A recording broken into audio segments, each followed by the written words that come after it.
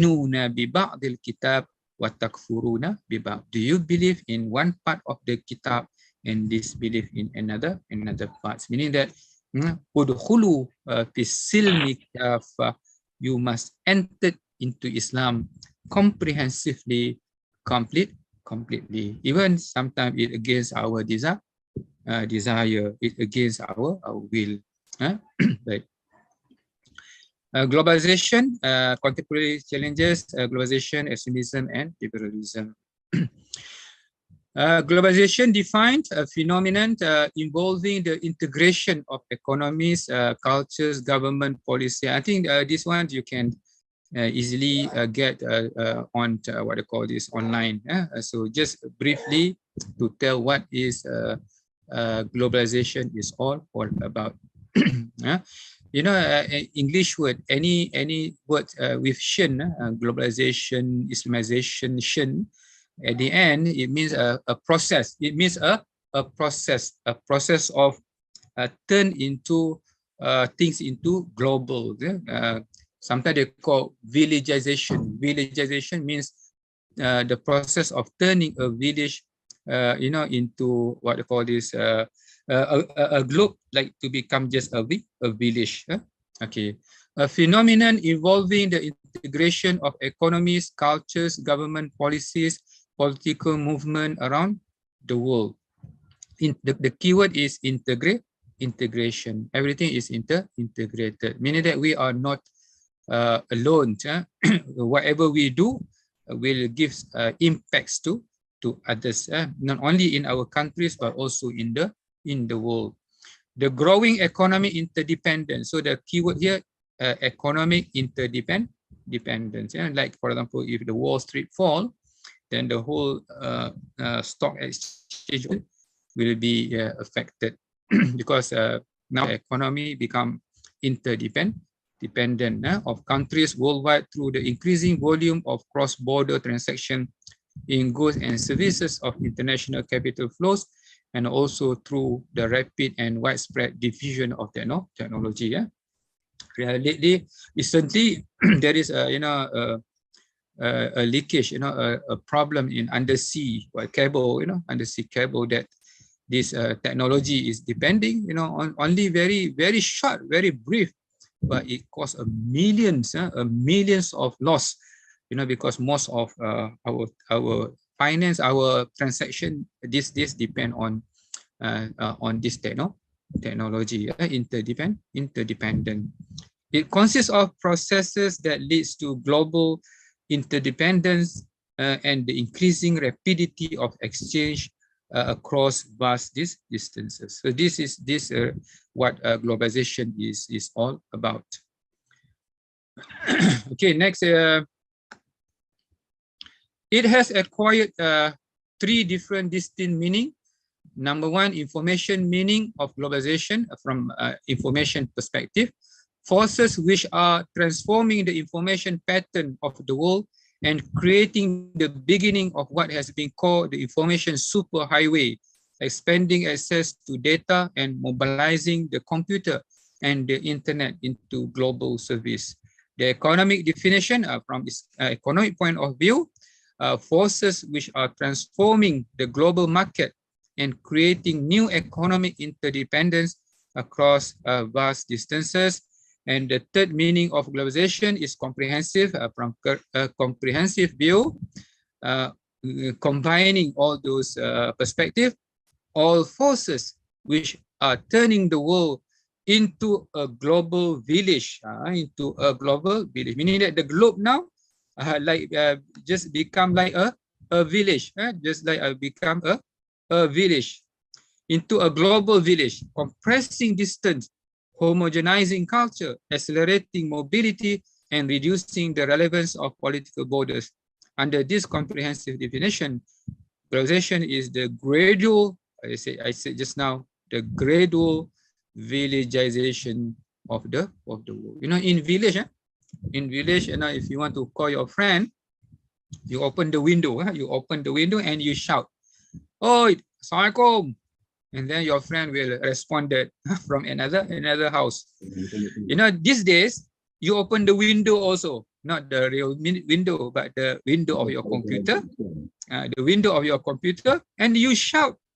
You know what happened? People in US, people in Nigeria, people in, you know, in Algeria responded to your, what they call this, to your shout, to your shout. So meaning that the world become very, very small. The world become very, very small. So this is the, you know, what is globalization is all about. Of course, undeniably, there are positive aspects of globalization. Quickly, I will go. This FDI has helped to reduce poverty by creating jobs and improving income. So many investment come in. And new communication and information technology have helped disseminate knowledge in many fields of study and discipline. These days, for example, internet is almost, you know, meaning that we cannot live now without internet. Everything done through internet. It's quite difficult now. Communication is cheaper and easier. So these are the positive. Cost of telephone calls as well as travel have fallen. Sometimes it's free. Sometimes if we use, sometimes it is free now. Very easy. Not like before. Okay. So these are among the positive. This make it easier to understand one another. Communities, although heterogeneous, can be more cooperative. There are more means of understanding each other. And globalization make it possible for humanity to have compassion for each other when calamities, natural or man-made, affect others. So what happened in Palestine, for example, as if it happens to our neighbor. What happened now to Pakistan, for example, with these calamities, natural calamities, as if it happened to our neighbors. Meaning that, you know, it is very, what they call this, very important, these technologies, caring, and this also to sharing and also caring. Issues such as human rights and public accountability are brought to the fore, meaning that people become more concerned, more aware about rights, about rights and responsibilities. Okay, these are the positive. Undeniably, globalization has the positive aspect. But what we are afraid that what we are concerned with is the negative aspect of globalization, among others, environmental degradation due to unrestrained logging activities, meaning that we need to have new factories, new plant, for example, to produce things, factories. So then this, you know, sometimes we have to sacrifice our environment, our environment. Sorry, excuse me.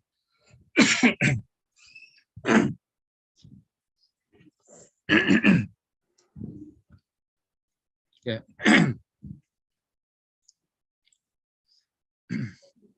Excuse me, maybe I have to take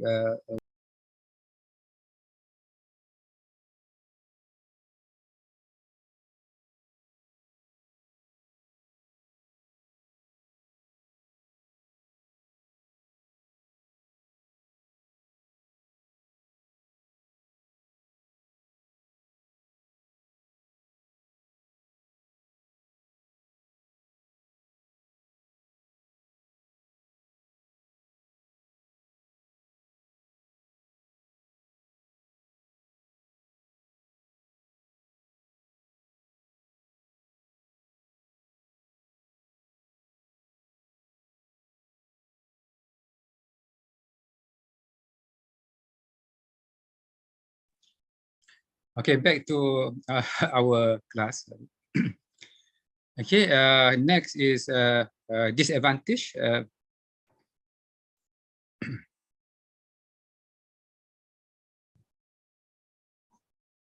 Although poverty has been reduced to a certain extent, because this economics, what I call this increase, New economic disparities have been created. There are stark regional disparities in poverty, meaning that some parts become very rich and some parts become very poor. And there's there is no balance. There is no balance. Global consumerism is now forming a homogeneous global culture where indigenous culture are being replaced by Western cultures. Normally, the tools of globalization are two. Number one, economics. Number two is technology. Economics and technology. Normally, when we mention these two, actually the one that controlling normally the West.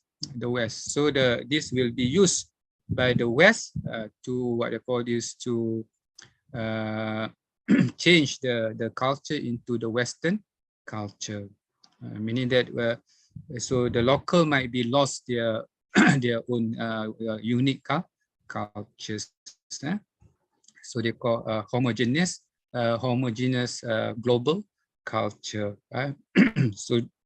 So what culture? Meaning those who control what they call this globalization, the economics and the technology.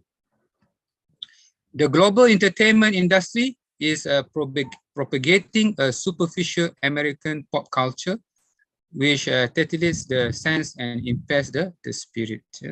So if we ask, let's say, for example, our kids, for example, what is their idols? Normally, they will mention Spider-Man, Superman, Batman, for example.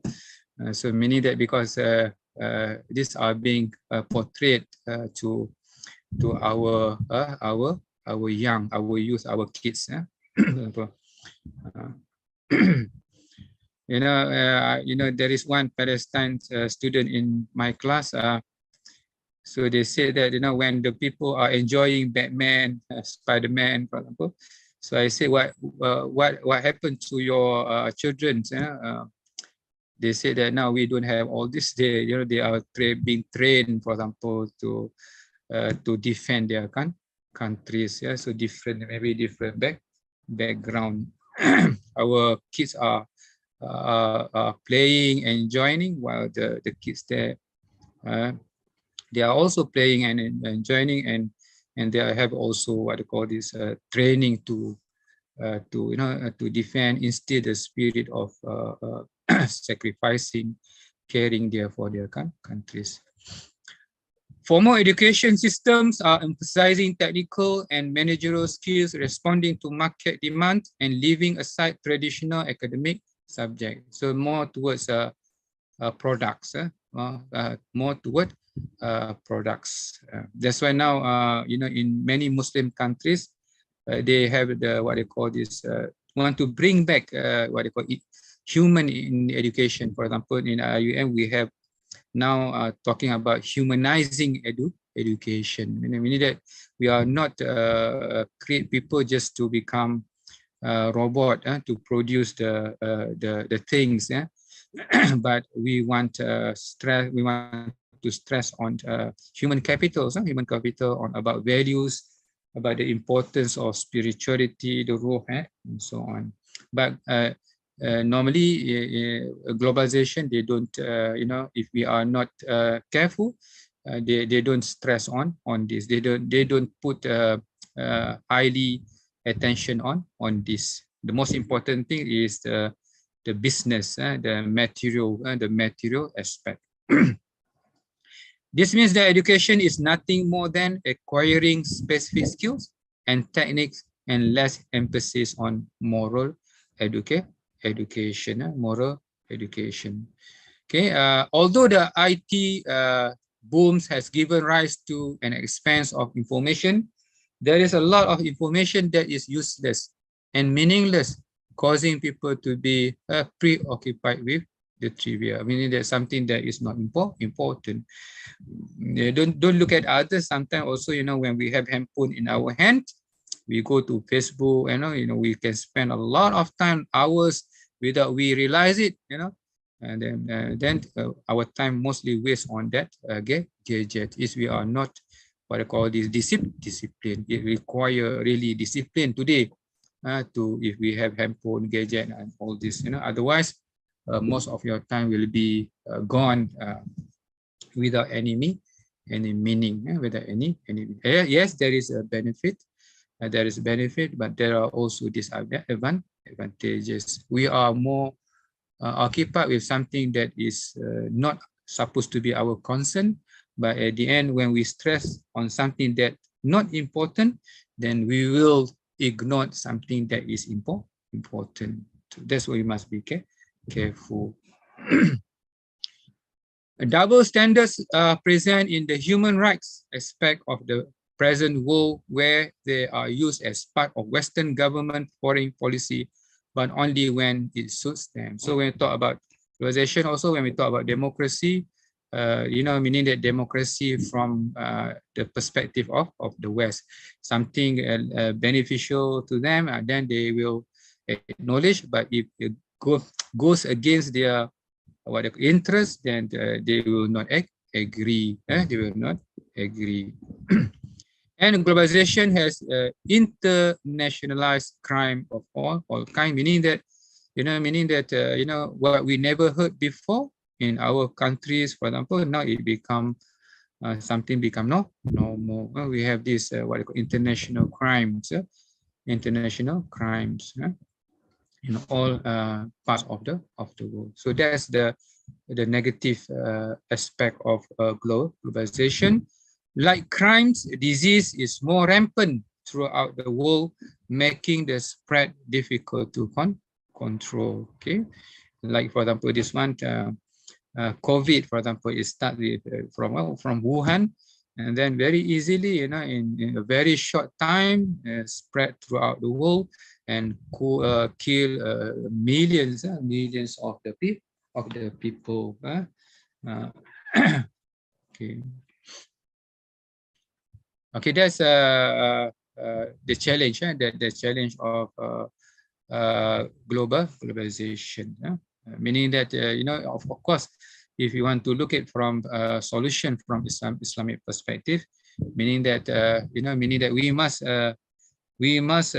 be careful. We must equip ourselves with knowledge, so that we are not being what I call this simply influenced by those what I call this. We take something which is good, and then we set aside something which is negative. But of course, it requires true knowledge. Without knowledge, and then we are in the dark. When we are in the dark, we do not know the place of things, and then because of that, we do not know the place. We cannot see the place because it is in the dark.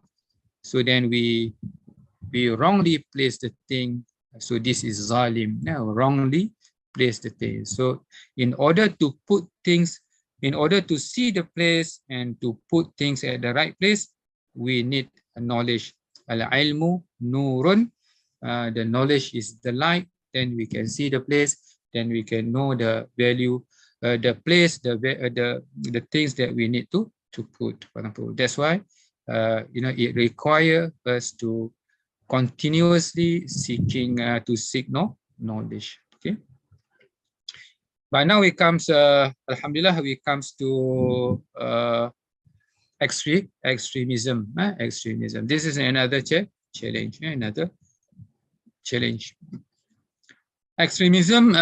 There is a good book by Dr. Yusuf Al-Qaradawi, Extremism, Awakening Between Rejection and Extremism, if I'm not mistaken. A very complete.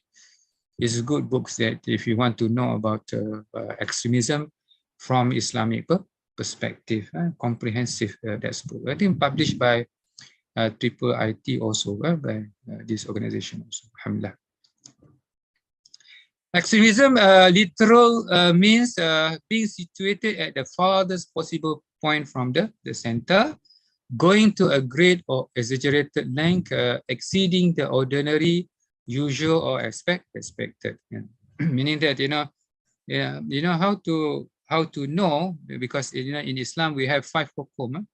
we have 5 hukum, wajib, sunat, wajib, mandub. Now we have mandub. In Malay we call sunat. Actually, in proper term we call mandub. And then we have mubah, harus in Malay, harus. And then we have makruh. And then we have haram. Now we have haram. So extremism, what does it mean by extremism? Means something which is maybe it is haram. All haram are considered as extreme. It's not only excessive. Now, when we talk about extreme, especially Al-Ghazali, when he speak about what they call this moderation tawazun, he's not talking only about extreme in the form of excessive excess. He talk also about deficiency, meaning that the opposite of extremism is tawazun, balance. So balance is in the middle between two extreme. One is excess, another one is deficiency. Let's say, for example, if someone pray 5 daily prayer, we have 5 daily prayers. If he add another one, it becomes 6 compulsory daily prayers, then extreme. But if he prayed 3 times also, that's extreme also. That's extreme in the form of deficiency. Sometimes, but normally we focus, when we talk about extreme, we focus only on the excessive part. But actually extreme means the opposite of tawazun. It means that also in the deficient part, that's also considered extreme, meaning that we open the new horizon of looking at extremism. The opposite of moderation. Okay.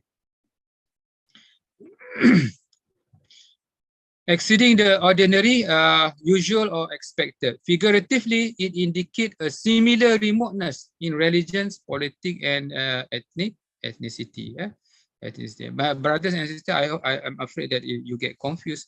So when I talked just now about a point between two extremes, I'm talking about tawazun. Normally we use the term as opposed to extremism. So tawazun means a point between two extremes, neither excess nor deficient. Okay, no deficient. But normally when we talk about extremism, we focus on the excess one. That's excess only. Okay. Islam condemns extremism in all its forms and recommend moderation. The Prophet says, beware of excessiveness in religion. People before you have perished as a result of such excessiveness. So it is not, it is a blameworthy. It is not allowed for us to go beyond the limit, especially in what is already being ordained. The Quran addressed the people of the book. Say, O people of the book, exceed not in your religion the bounds of what is proper. I think all of you have known about one hadith. There are 3 people comes to see the Prophet asking, to do something that to increase their what I call this spirituality. And the first person say, I don't want to get married, I don't want to get married because married is somehow will what they call this disturb your ibadah.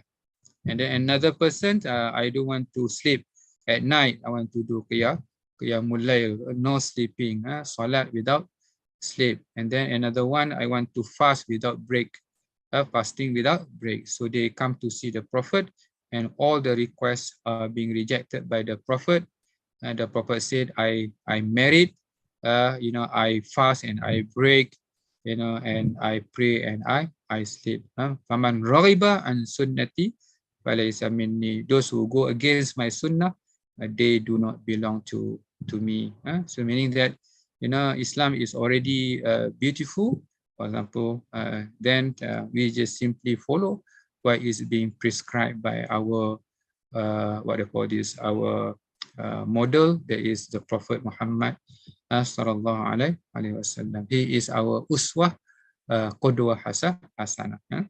Sometimes we think that we are, we are good, we are clever. Ustaz, can we go to the jungle, isolate ourselves in order to increase our spirituality? Yes, no problem. You can go, but don't stay forever in the jungle, because the Prophet also, he make uzlah, but at the same time he has to make da'wah also. He must be what they call it, socialized with the people, amar ma'ruf and nahi munkar. We cannot simply selfish, just think about ourselves, going to paradise alone. For example, we have to bring also our families, we have to bring also our society. Don't be too selfish. It also disapproves of and rejects the tendency to prohibit tayyibat and zina, beautification, which Allah has provided for His servant. Sometimes, they make the halal haram. So this is not allowed also. What is halal is halal, and what is haram is haram. O children of Adam, wear your adornment at every time and place of prayer, eat and drink, and be not extravagant. Surely He does not love the extravagant. Tafzir, don't israf, don't go beyond the limit. Don't go beyond the limit. Manifestation of extremism, intolerant, no tolerant. Very difficult. Very difficult. When we talk about this, what they call these wars in countries like, for example, Iraq, Syria, for example, this one. So we heard a lot of what they call these intolerance behaviors, intolerant behaviors, but sometimes the doer is Muslim. So actually, Islam against intolerance. Islam wala ta'tadu, innallaha la yuhibbul mu'tadin, meaning that don't go beyond the limit. Don't go beyond the limit. Look at the Prophet. Look at the Prophet. Allah, the Prophet already outlines what we should do, what we should behave, and even in war also. Even in war, Islam already outlines what we can do and what we cannot do. Commitment to excessiveness and attempts to force others to do the same. So, different people have different ability, different situation, different context, different what they call this situation. But sometimes people will generalize, and they want people to do according to what they are doing. Obsolete religious excessiveness and overburdening others. And number 4, harshness in the treatment of people and crudeness in calling people to Islam. Meaning that in Islam, we are encouraged to say it in a hikmah.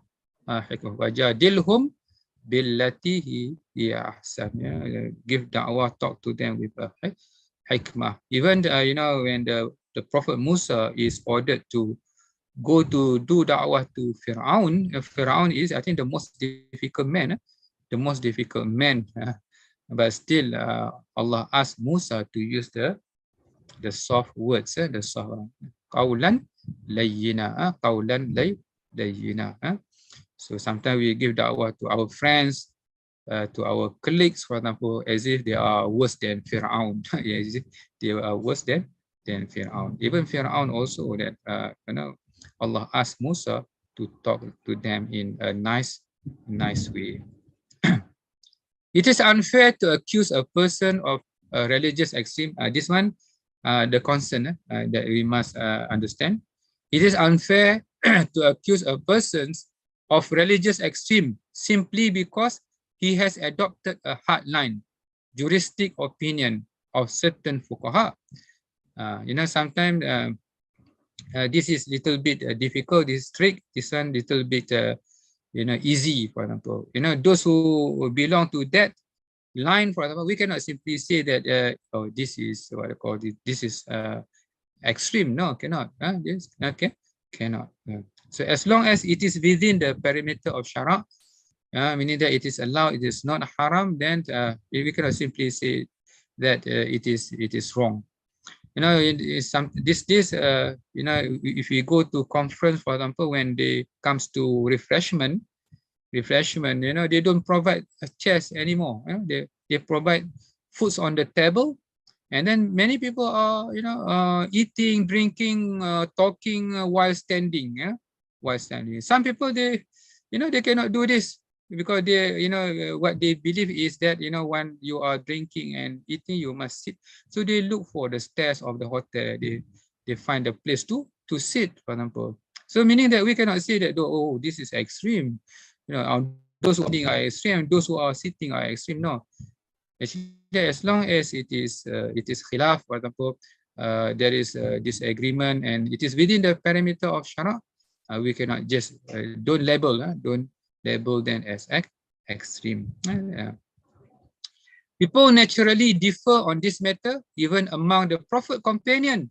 For example, Ibn Abbas facilitated religious matters, facilitated quite easy, but Ibn Umar, Abdullah bin Umar was quite strict.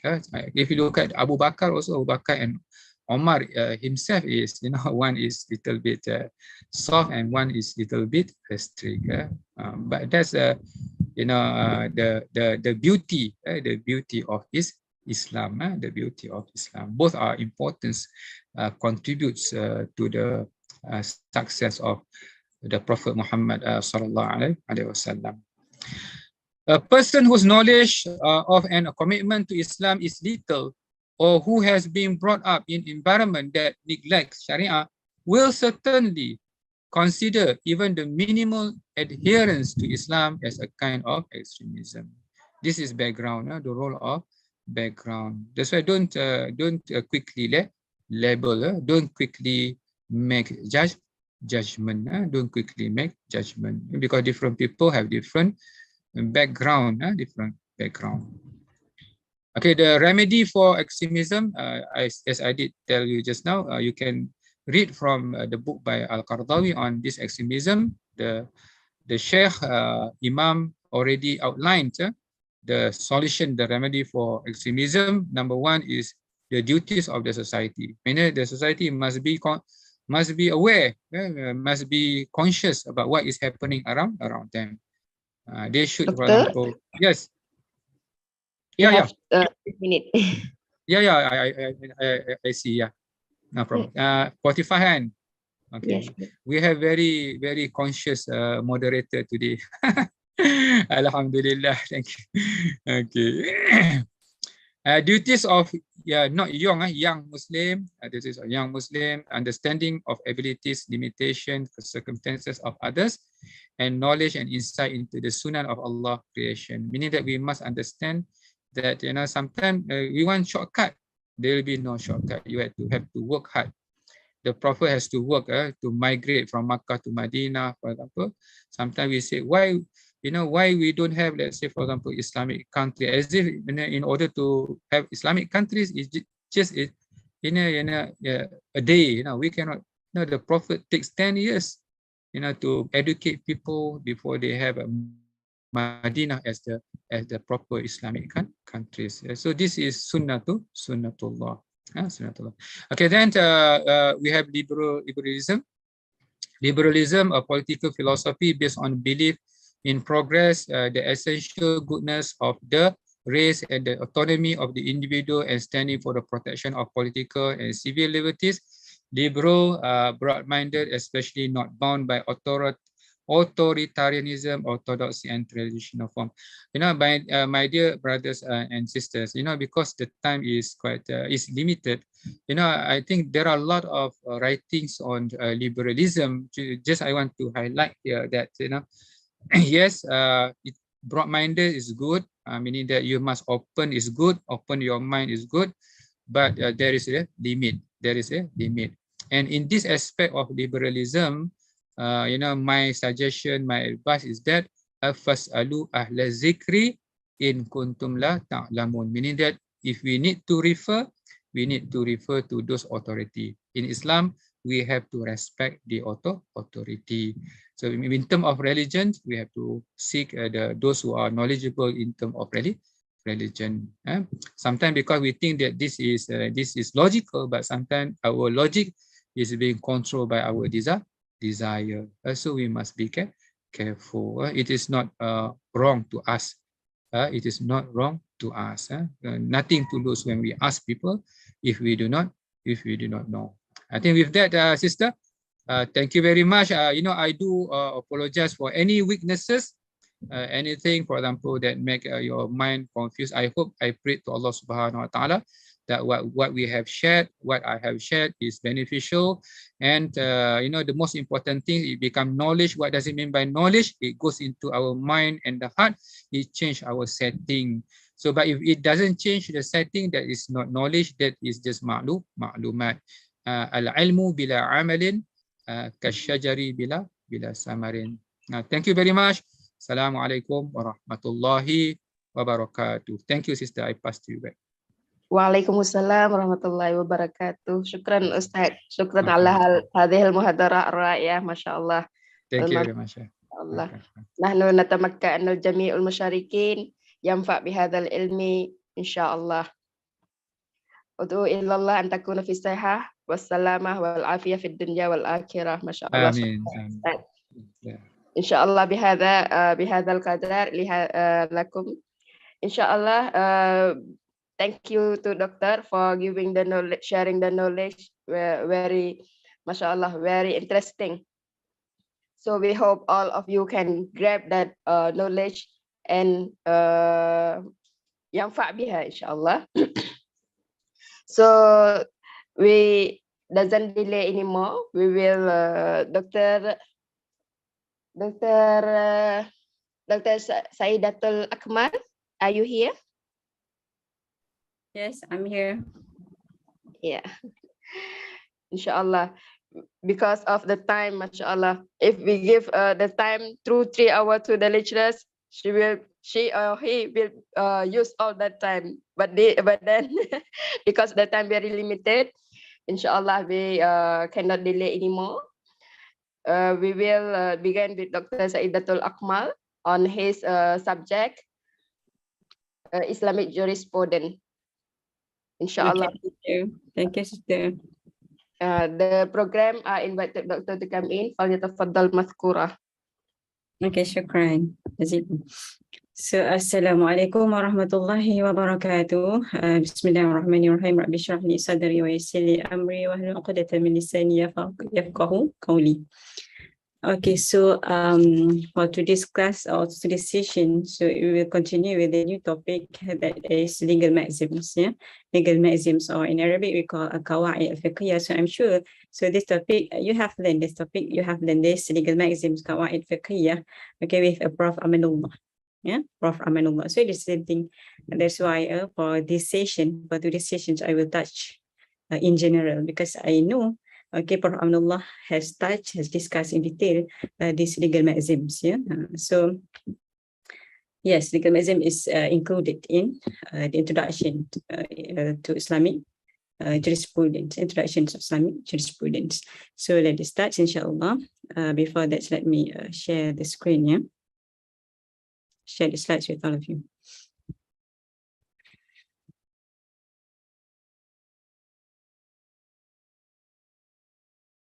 Okay, so I hope you can see my slide. So let me change to this document. Okay, so basically this is the topic. Right. Okay, so legal maxims, so let's move.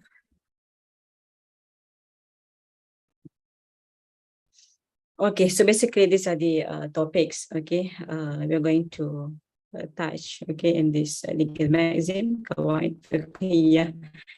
Okay, the first is definition. Okay, definitions of Qawa'id al-Fiqhiyyah. So then 5 major maxims. We will go through one by one, inshallah, the 5 major maxims. Okay, the first one is al-umur bimaqasidiha.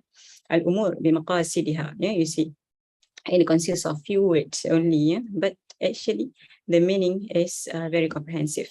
Yeah, al-umur bimaqasidiha, 4 words or 2 words. Yeah, matters are determined according to intention. So meaning that all our deeds are determined, must be based on the intentions, our niyyah. Yeah? And then the second one is hardship. Okay, hardship begets facility. Okay, hardship begets facility, or in Arabic we call al-mushakkah tajlib al-taysir. Okay, al-mushakkah, difficulty or hardships. Yeah? It's not the normal hardship. It's not the normal hardship that accompanies the implementations of the performance, okay, of every obligatory duty.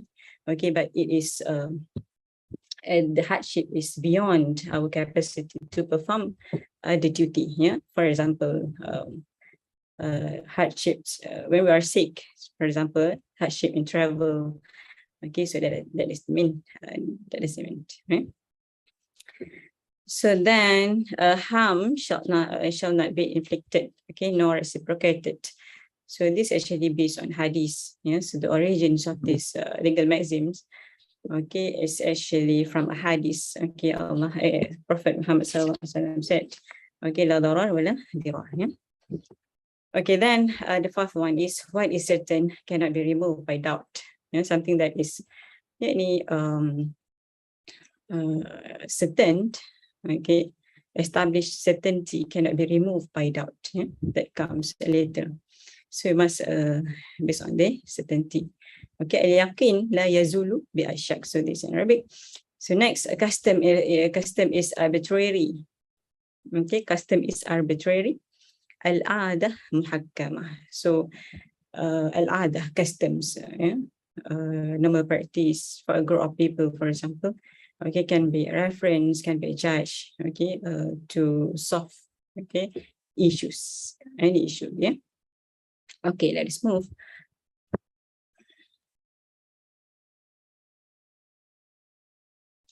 So the definitions of Qawa'id al-Fiqhiyyah, okay, so it is a legal maxims. Okay, Qawa'id al-Fiqhiyyah or legal maxims are general rules of fiqh. Yeah, so these legal maxims can be applied in various cases. They come that come under the common rulings. Yeah, so al-Qawa'id is the plural of Qa'idah. Okay, al-Qa'idah means principles. Yeah, plural. Rulers of this Qa'idah. Okay, Qawa'id means principles. So fiqh, what does it mean? Okay, fiqh means Islamic law. So al-Qawa'id Fiqhiyyah, so it means the principles of Islamic law. Yeah, the principles of Islamic law. So we can refer to these principles in order to solve, okay, in order to know fiqh rulings. Yeah. Okay, so we can use these principles to deduce, okay, to deduce fiqh rulings or any rules of fiqh, right? So according to Mustafa al-Zarqa, okay, he defined Qawa'id Fiqhiyyah as general fiqh principles, okay, which are presented in a simple format consisting of the general rules of Sharia in a particular field, okay, in a particular field related to it.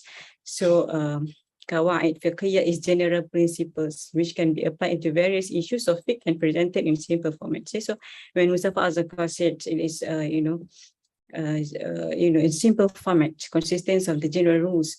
Okay, so simple format meaning that it consists of few words only. So let for example, like I said just now, okay, al-umur bimaqasidiha. Okay, hardship begets facility. It also consists of few words, but the meaning, okay, but the meaning is very comprehensive. Okay, it covers all aspects that any aspects pertaining to it. Yeah. To the principles. Okay, so the Qawa'id Fiqhiyyah is general principle which can be applied into various issues of fiqh and presented in simple format. Yeah, so meaning that it not covers all issues, okay, under this principle, okay, but it most issues, Okay, so the issues that are not under any legal maxims is considered as an exception. Okay, but it does not harm the authority of this legal maxim as the principles, okay, general principles of fiqh. Okay, so we can still refer to these legal maxims. Okay, so many cases which occur can be referred to these maxims for solutions, and in many instances they can be the measurement. Okay, measurement for the validity of certain dates. Yeah. So, for example, the legal maxims that says injury. Okay, injury may not be met by injury. So this means that deeds, okay, which are harmful or will cause harm. Okay, any kind of injury to others, any kind of harm to others, okay, must be avoided. Okay, so it can it can be the measurements, okay, of a certain deed. Okay. So meaning that the applications of these legal maxims, okay, injury may not be met by another injury, by injury. So this maxim is very wide, as it includes so many kinds of harm and injuries. Okay, so it covers all kinds of harm and injuries. Okay, so the next point is the Qawa'id al-Fiqhiyyah is general principles which covers most of the issues of fiqh. Okay, and not all of them. Okay, so not all of the issues. Okay, but most. Okay, most of the issues of fiqh. Yeah. Okay, so so the issues which do not come under any qaida of fiqh are considered as an exceptional, okay, which does not affect, okay, the authority of Qawa'id Fiqhiyyah as a whole, right? Okay, so we move to another slide. So this is the definitions of Qawa'id Fiqhiyyah. Okay, so we come to the first major legal maxim. Okay, the first legal maxim. Okay, al-umur bi maqasidiha. Al-umur bi maqasidiha, what does it mean? Okay, so actually it implies, okay, an act, all right? So an act of any human being is judged, okay, in the lights of the intentions or the purpose, in the purpose of it, okay, it seeks to have effect, okay, or the purpose it seeks to have effect, yeah. Okay, so this means that the effect to be given to deeds, to any particular deeds, to any particular action or transactions must be according to, or must be in accordance with the intent, okay, the intention or the intent underlying such actions or transactions. Okay, so the action, okay, must be based on the intention, okay, the intentions of the doer, for example, yeah. Okay. So the origins, okay, where, okay, these legal maxims comes from, okay, so it is actually from the hadith, okay, of the Prophet Muhammad sallallahu alaihi wasallam. Okay, so it was narrated by Umar radiallahu anhu. Okay, the Prophet sallallahu alaihi wasallam said, okay, deeds are judged by intentions, and every person is judged according to his intentions. So what does it mean? Okay, so the hadith clearly stated that, okay, all deeds, all actions, okay, are judged according to his to the intentions, okay, according to the intention. So the illegal implications of the actions, the legal implications of the deed, okay, are also based on the intention. Okay, so later I will discuss, I will explain how, yeah. Okay, so another basis, okay, narrated by Anas, okay, narrated by Anas radiallahu anhu, the Prophet sallallahu alaihi wasallam, okay, is reported to have said, okay, there is no deed to those who have no intention. Okay, there is no deeds to those who have no intentions. Okay, so it's not accountable. Okay, I mean, it's not considered as ibadah, for example, yeah, because, you know, later on we see what is the purpose of intention is actually to differentiate between adah, the normal practice, the custom, and also the ibadah, and also to differentiate among the ibadah. Okay, to differentiate from one ibadah to another ibadah. Okay, so this is the purpose of intention. All right. Okay, so now, okay, we look at the applications of the maxim. Okay, al-umur bi maqasidiha. So if a person, okay, so this is the an example. Okay, if persons find something on the street and takes the object, okay, the judgment differs according to the intention. Okay, the illegal implication. Okay, the judgment is actually different based on the intention. Okay, so for example, if a person, okay, takes the object, okay, with the intention, okay, of returning it to the owner, okay, so his conduct is in order and he is considered as the keeper. I mean, okay, you see the implications. Okay, I'm the keeper of the item. I mean of the item. Okay, but if the person, okay, intends, okay, to keep the item as his own, okay, so he is considered as considered to be a person's wrongfully appropriating property of others. Okay, Rasib. Okay, so you see the implications is different based on the intention, even though the action is similar. Both actions are same. Okay, taking the items, okay, on the street, but then the intentions is different. So the legal, the intentions are different, and the legal implications for both actions or deeds are also different.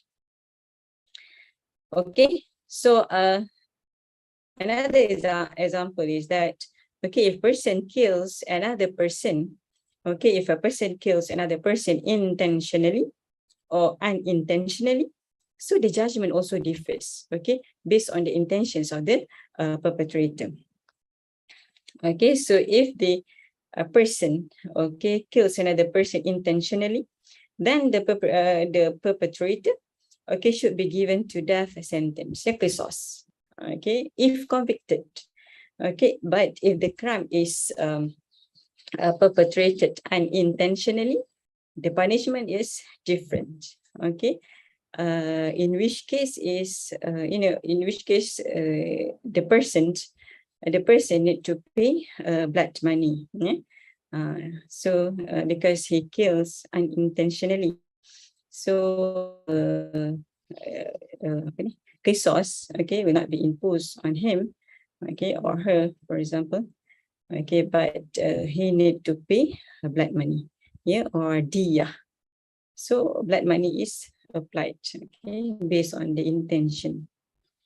Okay, so yes, so this is the application. These are the application, the examples of applications for this legal maxim, al-umur bi maqasidiha.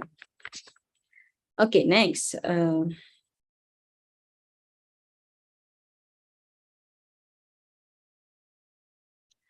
Okay, so before that, yeah. So that like I said, okay, the purpose. Yeah? So the purpose of, the intention, okay, the niyyah. So it's to differentiate between ibadah and also adah. Okay, adah, what does it mean? Okay, custom or personal habit. Yeah, to differentiate between these two things.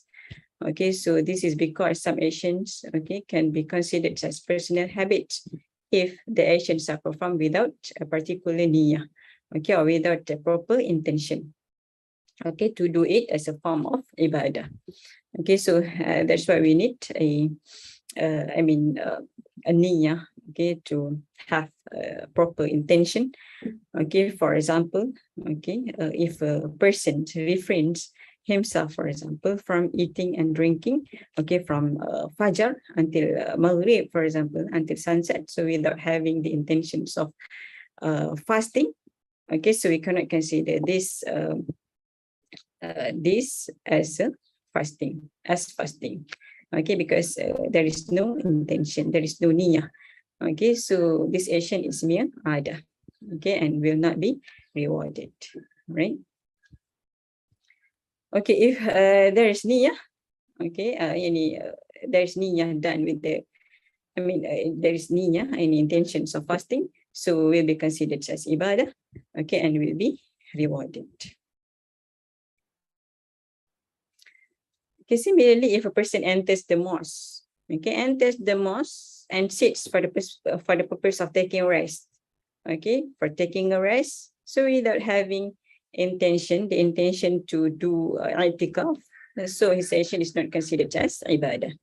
Okay, but the same action with the intentions of i'tikaf, yes, okay, is considered as ibadah.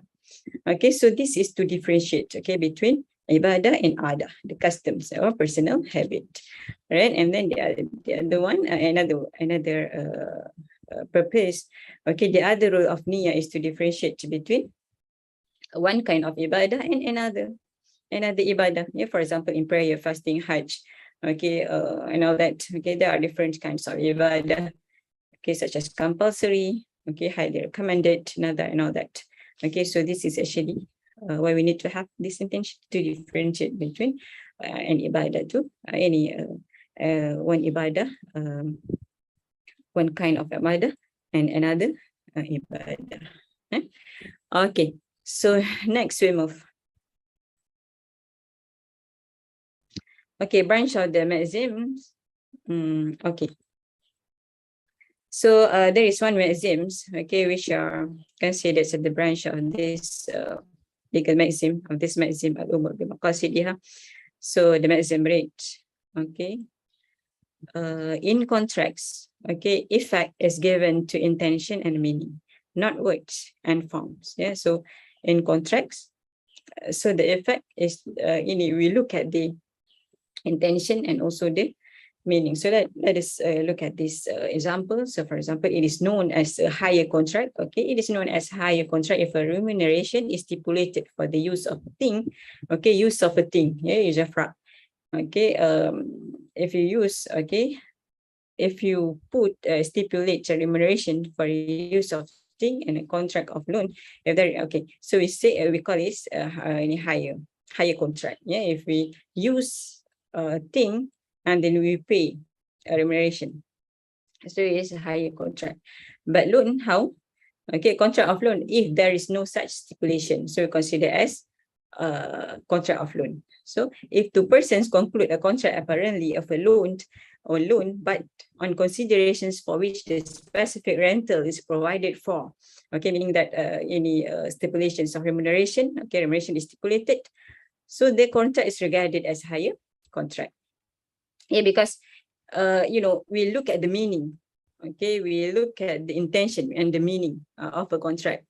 Yeah, so even though says here concluded in a contract of a loan, but then need to pay rental, specific rentals for, so it's not a loan actually, yeah, but a hire contract, okay, based on the real meaning, because the meaning indicates, okay, not a loan, okay, even though the wording of the contract is like, it looks like a loan, okay, but the meaning is not a loan, but it is a hire contract. Okay, so I hope we can understand this. Okay, the effect, I mean, in contracts, effect is given to intention and meaning, not the form and words. Yeah. Okay.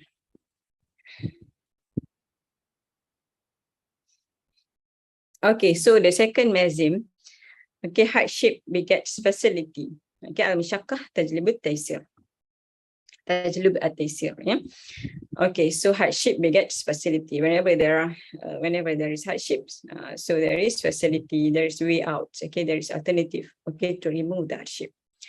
Okay, so the meaning, a general meaning of the maxim. So the maxim is actually actually indicates that any ruling, okay, whose implementation causes hardship to a person or the action is unable to be performed, okay, for a specific acceptable reason, okay, for a specific acceptable reason, then there are way out, there are alternatives, okay, that can be resorted to in order to overcome the hardship, in order to remove the hardships. Okay, so like I said, okay, hardship in this regard, okay, in this Mazim refers to hardship that's beyond, okay, the normal limit, surpass the normal limit and ability of a person to perform this obligation, for example, to perform them, okay, such as hardship in travel, hardships of travel, for example, okay, hardship, or any sickness, okay, so difficulties in hardship, okay, so when we are sick, for example, it's difficult for us to perform prayers, for example, to go for Hajj, for example, yeah, so it is considered as hardship, okay, beyond the capacity, beyond our ability, okay, normal ability to perform it. So the normal hardship that accompanies implementations of every duty or every obligatory duty, okay, such as for example, normal hardship, okay, for example, hardship in performing prayers, okay, and performing a certain kind of ibadah such as fasting, Hajj, okay, so it is not regarded, they are not regarded in this Mazim, yeah, okay, because, okay, this kind of hardship is bearable, okay, this kind is of hardship is within the ability of person to tolerate it, okay. So yeah.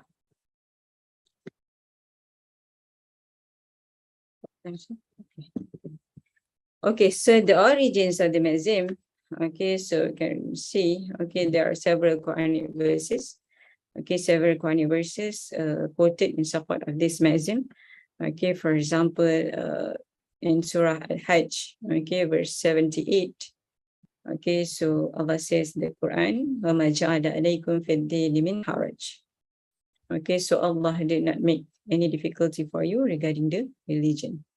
Okay, in Surah Al-Baqarah also 185, okay, verse 185, okay, Allah says, okay, وَلَا يُرِيدُ بِكُمُ الْعُسْرَ, okay, so Allah wants ease for you and He does not want hardship for you. Same goes to Surah Al-Baqarah, verse 286. Okay, so Allah says in the Quran, La yukallifullahu nafsan illa wus'aha. So all these verses actually shows, okay, all these verses indicates that the fact that Allah subhanahu wa ta'ala does not intend to burden, okay, does not intend to burden the humankind or human beings in all the injunctions that He revealed. Okay, so yes, therefore, if there is an injunction which is difficult to be performed, okay, for a valid reason, okay, then there will always be a way out. There will be, there always be the, an alternative, yeah? Okay, to to remove, okay, the hardship, okay, as a way out, okay, to from the hardship. Okay, so this is the origin of the Mazim. Okay, so now we look at the applications. Yeah, hardship begets facility. Okay, so the application, if someone enters a rental contract, okay, if someone enters a rental contract and later he must travel for a certain reason, so he is allowed to cancel the rental contract. So under a normal circumstance, okay, under a normal circumstance, it's not allowed. Okay, a person is not allowed to to cancel, okay, these types of contract, okay, unless it is based on mutual agreement, unless it is agreed, okay, by any between the contracting parties. Okay, but because of this certain reason, so he is allowed to cancel the rental contract. Okay, because forcing a person to continue paying the rental when he is not occupying, okay, the premise, So this actually amount to hardship. So we need to remove the hardship. Therefore, the Sharia has allowed the cancellations of these types of contract under specific circumstances. Okay, this is yes, in order to avoid hardship. Okay, in order to remove hardship. Okay, so the second one is the general ruling, okay, related to the implementation. The general ruling, okay, related to implementations of punishment towards a criminal is it should be carried out immediately. Yeah, punishment it need to be carried out immediately upon a conviction if it is if he is or she is convicted, okay, for a crime. Okay, however, for certain exceptional situations, such as a criminal, such as the criminal is sick, the punishments can be different. Okay, so because it, okay, if we continue, okay, during the sickness, for example, so it amounts to hardship. Okay, it amounts to difficulties, hardship. So we need to remove, so we can defer, okay, the punishment. Okay. Okay, then branches of the Maxim. Okay. Branches of the Maxim. Necessity renders prohibited things permissible. Okay, so this means that prohibited things are allowed to be carried out under extreme circumstances, provided that there are no permissible alternatives. Okay, for example, a person is allowed to consume prohibited food. Okay, a person is allowed to to consume prohibited foods in order to survive. Okay, under extreme situations, provided that no other food is available. Okay, so necessity renders prohibited things permissible. Yeah, whenever there is no food, for example, halal food, for example, to eat. Okay, then it is allowed for you to eat prohibited foods. Okay, with the condition that there is no available food, that there is no halal available, there is no available halal food. Yeah. Okay, so this is in order to protect life. Okay, to remove the any hardship. Yeah. Okay, so let us move to the next Maxim. Okay, harm shall not be inflicted. Okay, nor reciprocated. So this Maxim is another Maxim. Okay, so it covers or it governs many rulings of fiqh. Okay, as it is a general Maxims which indicates the importance, okay, importance to remove all kinds of harms. Okay, all kinds of harms. Eh? Okay, so if you see here, okay, meaning, so actually this Maxim is divided into two parts. Okay, so the first part, which is harm should not be inflicted. Okay, indicates that all kinds of harm should be avoided. Okay, any kinds of harms, okay, should be avoided. Okay, should not be inflicted.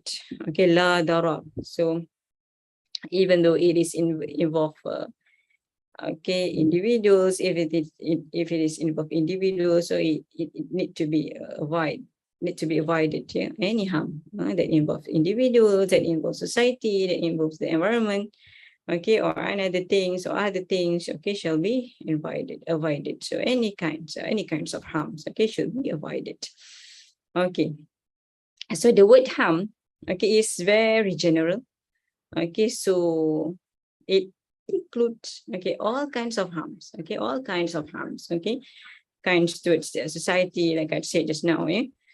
All right, so all necessary measures, okay, need to be taken. Okay, need to be taken in order to remove these harms, okay, to prevent any kind of harm from occurring or from happening. Yeah.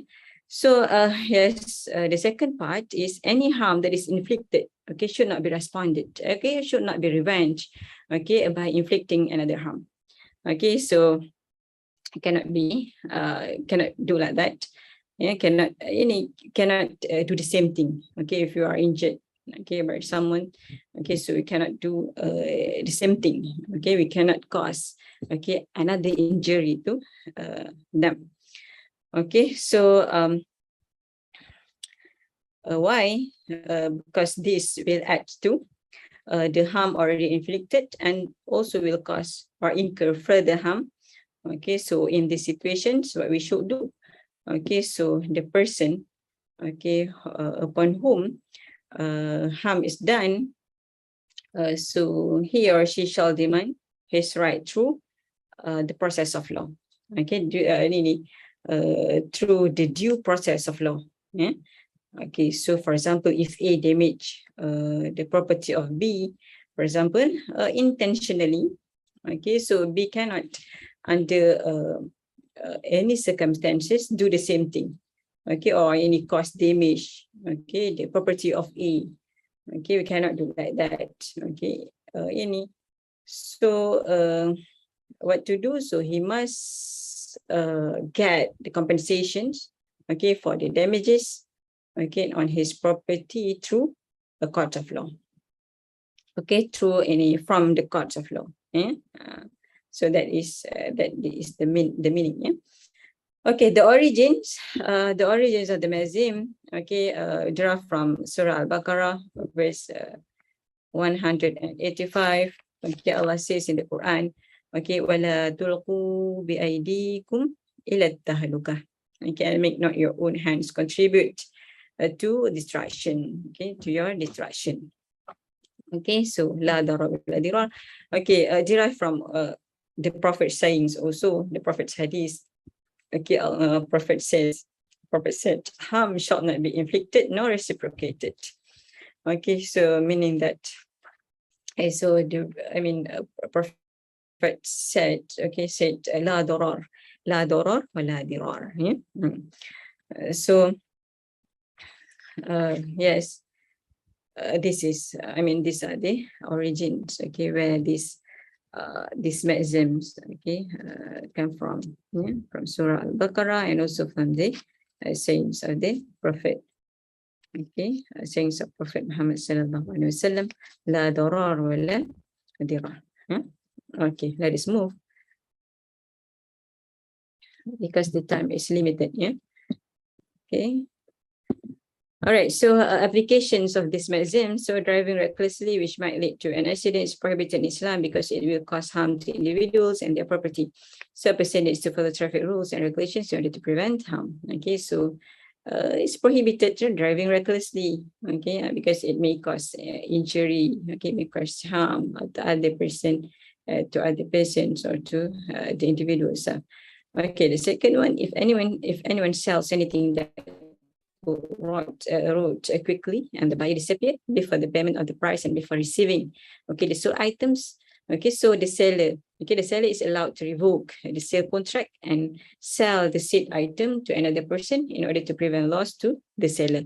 Okay, so hardship, it is to prevent harm, okay, to prevent loss, yeah, to the seller. So it is allowed, okay, to sell the said item to another person, to another buyer.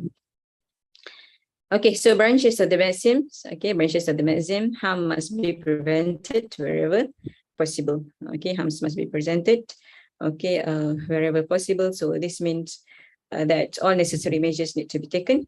Okay, must be taken. Okay, in order to prevent any harm. Okay, any harm from occurring, any harm from happening. Okay, harm must be prevented, okay, wherever possible. All the necessary measures, okay, must be taken in order to prevent these harms, okay, from occurring. Okay, so the next one is greater harm must be prevented even at the expense of the lesser harm. Okay, so that's the second maxim. This one, the second branch of this maxim. Okay, so indicates that, okay, in case there are two evils, okay, if there are two evils, or between, okay, so the lesser evil can be committed, okay, in order to prevent the greater evil from occurring. Okay, so we can choose the lesser one. Okay, if there are two evils, so we can choose the lesser one, okay, in order to prevent the greater one. Okay, so that is the maxim.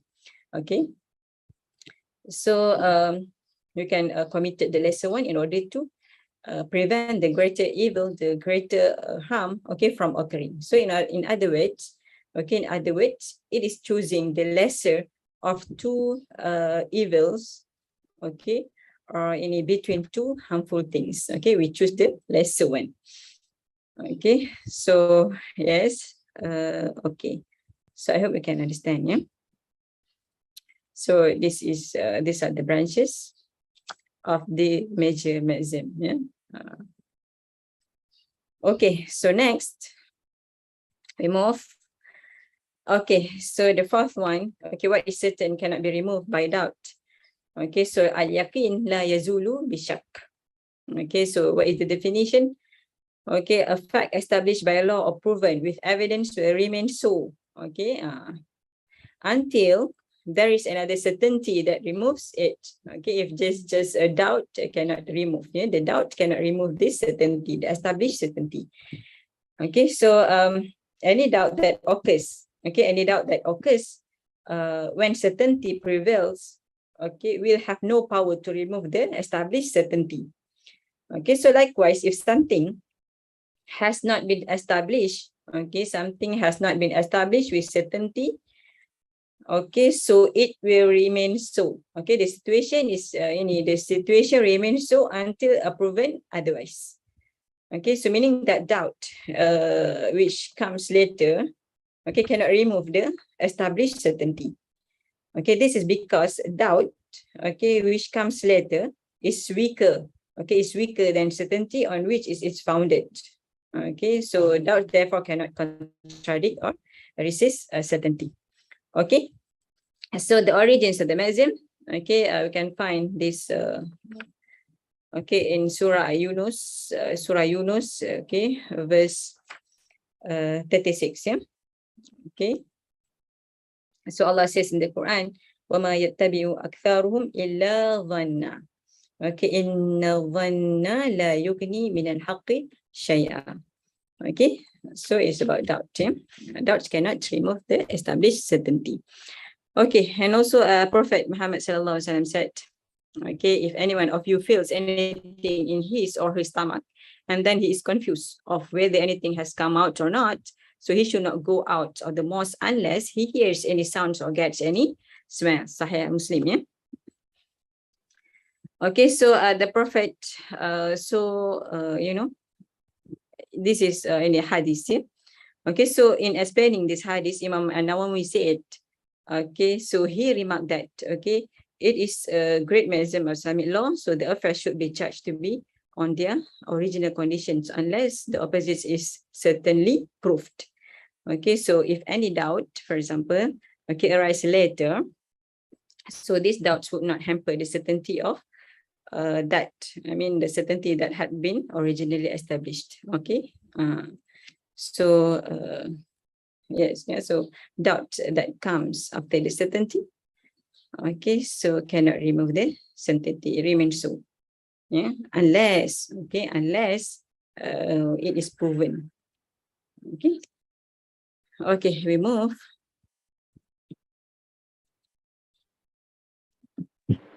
All right. Doctor, Yes. you have 3 minutes. Right, inshallah. We can go fast, eh? So the applications of the Maxim, if a person is certain that he is in the state of ablution, so he is considered to have ablution until there is evidence showing otherwise. Yeah. So if you're certain that you're in the state of ablution, okay, so yes, you're in the state of ablution. Yeah. Okay, if a person has taken a loan from another person and it is doubt whether he's still in debt, so he is in debt until there is proof, okay, to show otherwise. Yeah.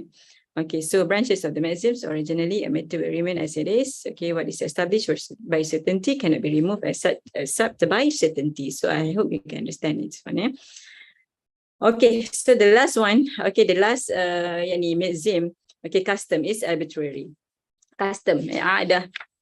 Okay, the practice of a certain group of people, for example, yeah, okay, practice of the people, okay, whether in their actions or saying, okay, so yeah, it's considered as custom. Okay, it's arbitrary, can be judged, can be referenced, okay, to solve a certain issue.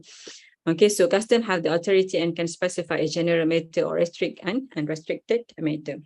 Okay, so for instance, okay, if a contract does not specify, okay, whether the delivery of the goods. Okay, the delivery of the goods is the responsibility of the seller of the responsibility of the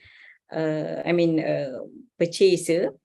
Okay, so we need to refer to the custom. Okay, we need to refer to the prevailing custom. Okay, so this custom should be depended upon. Okay, to specify and clarify. Okay, who should bear the responsibility to deliver the goods. Okay, all right, which is not cited in the contract. But if it is cited in the contract, so we need to refer, we need to follow the contract. Okay, so in this case, we cannot depend, okay, on the custom. Okay, if it is cited in a contract. All right. Okay, then the origins of the Maxims, okay, in Surah Al-A'raf, you can find in Surah Al-A'raf, verse 199. Okay, so the Prophet also said, okay, take from his property what is customary, ma'ruf, which may suffice you and your children. Okay, so this is based on custom. Yeah. Okay, the nafkah, the maintenance. Okay, so you need to refer to your custom, okay, which may suffice you and your children. Okay, so basically this is the basis lah. Okay, so the applications of the Maxim. Okay, the applications of the Maxim. Okay, divisions of marriage dowry into two types. Yeah, so for example, the first is the dowry paid when the contract is concluded, and the second one is the dowry paid at a later period of time. Okay, so division of marriage dowry. So it's a based on customs, yeah, customs of certain people, for example, practices of certain groups of people. Okay. So the custom that involves transactions is the sale or buy al-ta'ati, which is normally concluded with the utterance and acceptance. You say it is allowed, yeah, by al-ta'ati, yeah, without pronunciations, okay, of utterance and acceptance. Okay, this is also practiced one. We also practice this by al-ta'ati nowadays. Okay, it is allowed, yeah, based on custom. So the use of certain words among certain groups of people, yeah, for example, in a university, for example, doctor, okay, we call this doctor, this person, okay, who has philosophy, degree, doctoral, any degree, who has a PhD, for example, yeah. Okay, so based on certain, practice of certain people, a group of people, yeah. Okay, so branches of the Maxim. A matter recognized by custom is regarded as though it were a contractual obligation. So custom can be regarded, okay, as a as a reference, okay, to solve any issue, okay, happen in the society. For example, yeah, we should base on the the custom, okay, the normal practice of certain group of people, for example. Then effect is given to what is commonly known, okay, not to what happens infrequently. So custom, something that is commonly happen, frequently happen, not something that is not infrequently happen among the people. Okay, so this we cannot consider it as ada or custom. Okay, the custom, okay, what is the condition? Must be any practice by all people, must be known, commonly known by people. All right. Okay, so effect is given to what is commonly known. Yeah. Okay, so next we move. I think we have finished the Maxims. So since this is our last session, okay, introduction to Islamic Jurisprudence, so I give you some references for you to refer to add your knowledge, okay, to add your understanding, for example. Okay, so these are the reference you can see through my slides, okay. And then also the questions, I give you questions, okay, for you to try to answer these questions, okay. These are all I have explained to you, okay. Try to answer if you have time, okay. So I think we stop at this point. Okay, so thank you for all of you, and my apology for any weaknesses and forgiveness. I seek your forgiveness, okay, for any weaknesses that I've done. Yeah. So inshallah, I hope whatever I've shared with you, with all of you, okay, can benefit. Okay, you can benefit from it. Yeah, from this knowledge, inshallah. So may Allah bless may Allah bless all of us, inshallah. So yes, sister, shukran. Assalamualaikum warahmatullahi wabarakatuh. So I pass to you, sister. Thank you, Doctor. Thank you very much on your very interesting lecture today, mashallah. And according to what you said just now, Alhamdulillah, everything we have complete 6 weeks already, inshallah. So maybe if any question, because now is the time for break. So if there is question, can doctor answer during this time? We will allow if there is question. Yeah. If there is question. If there is question. Yeah, if there is question, we will open for the participant to ask. During this time, we have 30 minutes. If there is question, inshallah. Thank you, Doctor, for your very wonderful lecture today. And thanks for your time from the beginning until now, mashallah. Afwan. Shukran to you too. And shukran to all of you. Inshallah, we meet again. Inshallah. I think in the chat box, there is question, Doctor.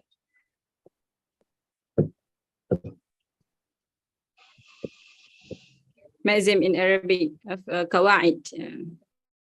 Yeah, Qaida.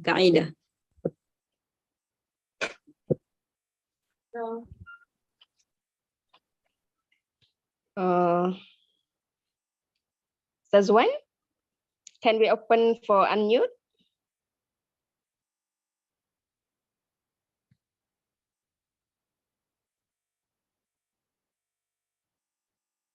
Sazwan?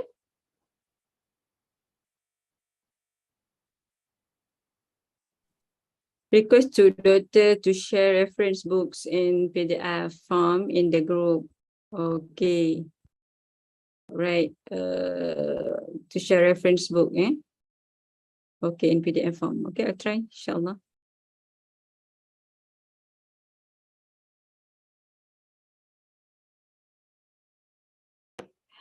I already unmute you guys. If you guys want the to question, can you open? Then you can open the mic. Okay, this one, Nur Hassan Kuro, just clarifications on the slide presentation. Quran basis of the fourth Mazim. Okay, it says Yunus 30. Yeah, it says wrong. Yeah, it's 36. Okay, Shukran, Nur Hassan Kuro. Yeah, therefore there's in the slide. Okay. Right. Thank you. So I will inshallah I will correct my slide. Okay, instead of 30 verse 30, actually verse 36.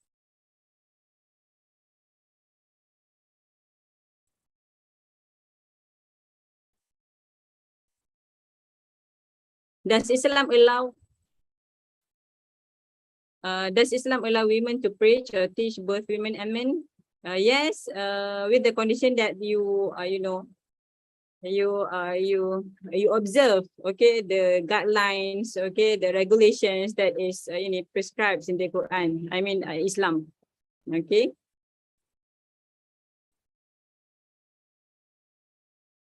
Is there general? Okay. If Triple IT also publish academic articles, Sister Jariah, mungkin ini jawab. May I know if Triple IT also publish academic articles? We will answer by the specialist, inshallah. Okay. Okay, how many legal Maxims Fiqhiyyah? There are 40 legal Maxims. Yes, there are more. Yeah, there are more than what I have explained just now. Okay, but the major one, okay, the major one is 5, R5, yeah? Or you can raise hand. If you raise hand, then I can unmute you. Okay, then what else? Okay, done, yeah?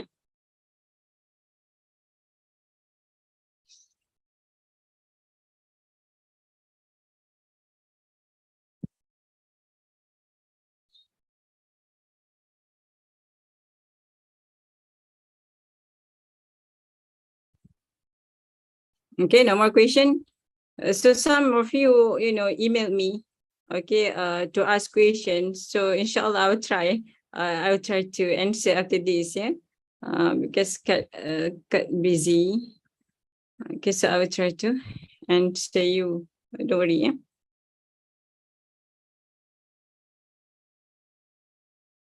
Someone who studies Islamic studies in first degree can study Sharia law and in master's degree. So it depends. This okay. Islamic, as long as you have you have the Islamic studies background. So I think you can pursue your study in master's in Sharia law. Yeah.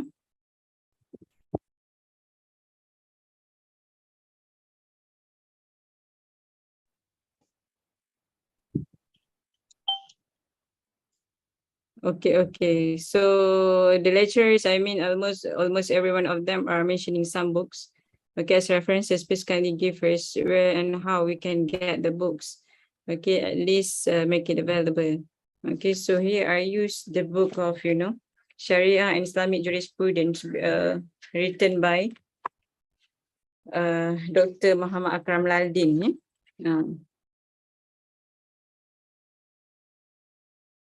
Okay.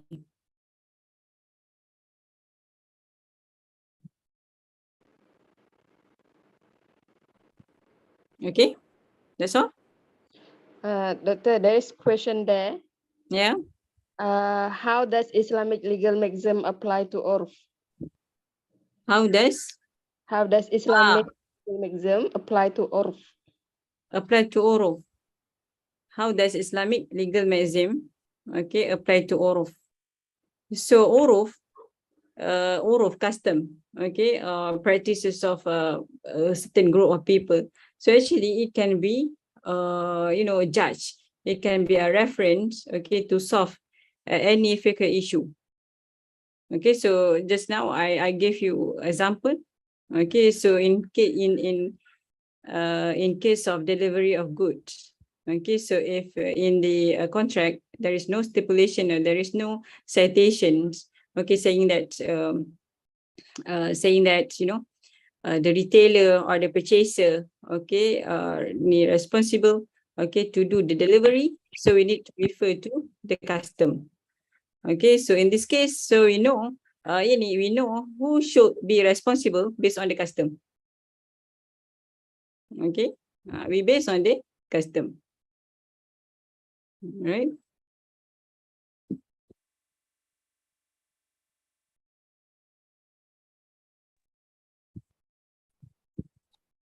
Assalamualaikum, Doctor. Waalaikumsalam warahmatullahi wabarakatuh. Yeah. Hi, Zubair here. Thank you very much for your very beautiful lecture. So actually, my question is, to what extent the policymaker can use legal maxim and usul fiqh in making the decision? Because nowadays, I don't think that in the policy study, they adopt too much the legal maxim and usul fiqh. Yes. So, So for this legal maxims, usually we use in terms of financial transaction. Fiqhul mu'amalat. Fiqhul mu'amalat, we use this legal maxim so much. Yes. So other aspects of law, for example, so normally we use whatever we have, based on madhab Shafi'i. Okay, so this for financial transactions, as we use this legal maxim al-Qawa'id Fiqhiyyah so much. Yes.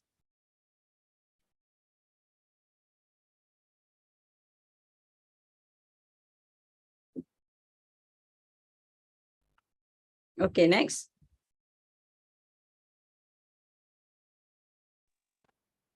Just now, one of them have raised the hand, but then they put it down back. So, okay. If there is people want to rest, yes, just rest. But then remain for the who want to ask only, inshallah. If there any question,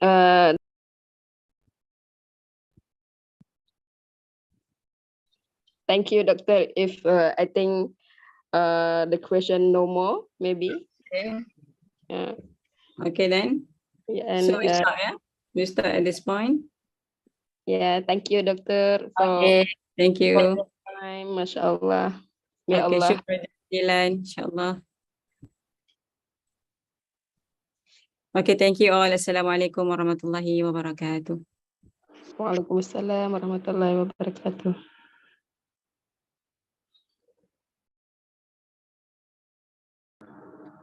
Sheikh Shahab, are you here?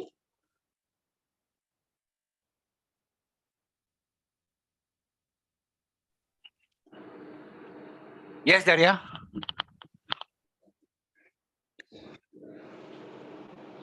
Yeah. Thank you, Sheikh. Inshallah, we will start the continue our class by 11. Now we have 15 minutes to rest. Right. Okay, I will pass the mic to you, yeah, sir. No problem. Yeah, Thank you. Assalamualaikum. So we will start at 11, yeah? Yeah, we will start at 11 with Dr. Khairul Fahmi. Khairul, Fahmi, Jamaludin. Okay.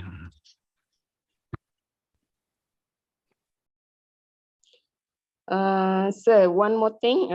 Inshallah, we will give the space to Dato after Prof. Amanullah. Okay. You can say something. Datuk Jamil, Yes.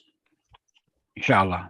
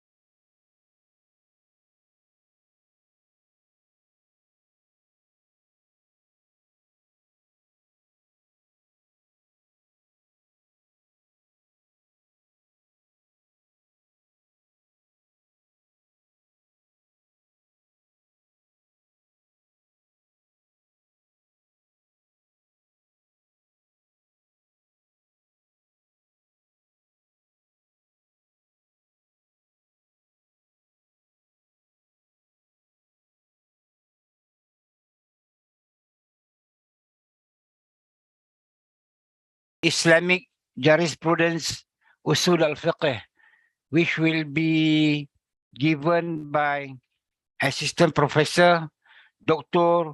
Khairul Fahmi Jamaludin, who is the Assistant Professor in the Abdul Hamid Abu Sulaiman Kuliah of Islamic Revealed Knowledge, IIUM, and Human Science, IIUM. Inshallah, I hope Dr. Khairul Fahmi is ready now to take over the class. We will welcome you. Inshallah, Doctor, you can take over the class now. Thank you very much. Inshallah. You're welcome. Assalamu alaikum wa rahmatullahi wa barakatuh. And good morning, everyone. So, alhamdulillah rabbil alameen wa salatu wa salamu ala ashrafil mursalin wa ala alihi wa sahbihi ajma'in. Rabbi shrah li sadri wa yassir li amri wahlul 'uqdatan min lisani yafqahu qawli, amma ba'd. So alhamdulillah, we are still here, still being given, chance to participate and to join in this very, blessful and barakah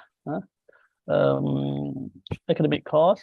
So today I will continue, okay, with our lecture on Usul al-Fiqh, okay. So let me share the slide for today's lecture. Share screen.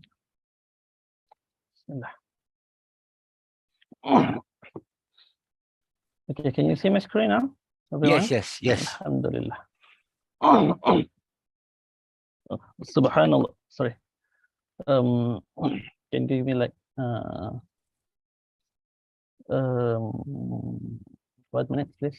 Okay.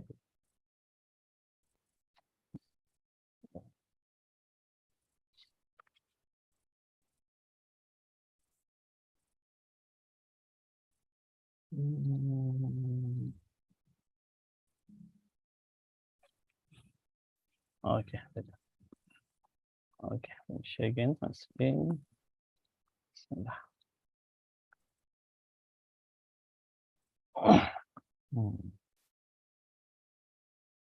Okay, so this is today's topic, which is ijtihad. Okay, so let's drive right away.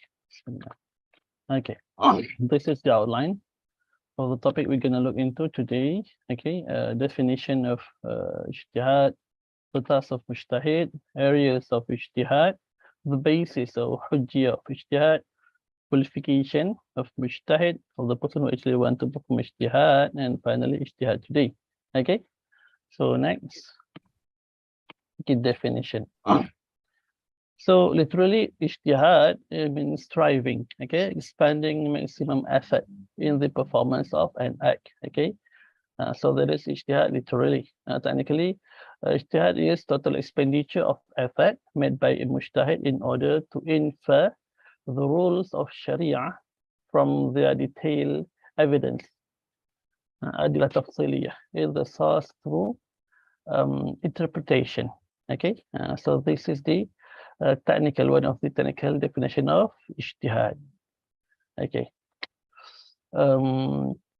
let's see next. Okay, we will see more of that after this. Okay. Okay, so this is the what the definition that I read just now implies. Firstly, mujtahid should expend the maximum effort, okay, which is mean to work to the limits of one's ability. So in doing ijtihad, mujtahid actually have to try his level best to come out, to find out the ruling, the Sharia ruling on certain matters. Okay, if let's say he is not doing his best, okay, then it is not ijtihad. Okay, so he actually must try his best, okay, in order to issue or to perform this ijtihad. Number two, the person expending the effort should be mujtahid. Okay, an effort expended by non or unqualified mujtahid bears no consequence. Okay, so this is very important, especially today. Okay, because today with the the help of Google, just, we know many, search engine. Many people today can become, instant mujtahid, quote unquote, instant mujtahid. Okay, so they simply, type in Google certain issues and they will, find out the answer. And with this answer, they will simply, give judgment, give fatwa to others. And this is, very, very wrong. Okay, of course, they can, share the information about certain hukums and issues, but they cannot give fatwa based on their, search in Google. Okay, so for ijtihad to be a valid one, it must be made by mujtahid. Okay, which means if they say again, someone who actually is not mujtahid, doesn't have any, Sharia background, doesn't even study this, Sharia, subject, Usul al-Fiqh and whatnot, and many other, Sharia subject, then they cannot, become mujtahid and they cannot give any, they cannot actually perform any ijtihad. Okay, in their opinion, actually doesn't have any value. Okay, number 3, the effort should be directed towards the discovery of rule of Sharia that pertain to the conduct of mukallaf. Okay, so yes, okay, I believe I actually have explained this one in our previous class. Okay, so the effort of making ijtihad is actually must be directed toward the finding the rule of Sharia.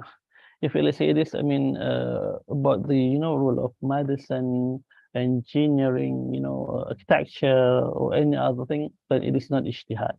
Okay, and this rule of Sharia also must actually related to the conduct of mukallaf. Okay, and number 4, the method of inference of the rules should be through interpretation of the text, okay, with the help of other sources. Yes, okay, of course, when the they are making ijtihad, of course they have to refer to many sources of Islamic law, be it Quran, Sunnah, Ijma', Qiyas, and other secondary sources that we have actually covered in last week, like istihsan, istishab, masal mursala, and so on. So yes, they have to derive, infer the ruling from all of these sources. And this one is actually just a note, okay, memorization of such rules, okay, such fatwa, or the identification by mufti is therefore excluded. Okay, if let's say someone actually he used Google and search for the fatwas and telling the fatwa to others, then it is not ijtihad.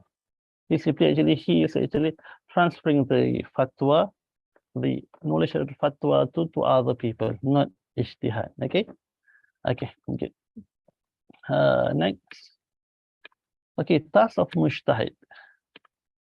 Okay, primary task of mujtahid is to discover the ahkam of Sharia from the text. Okay, Quran and Sunnah.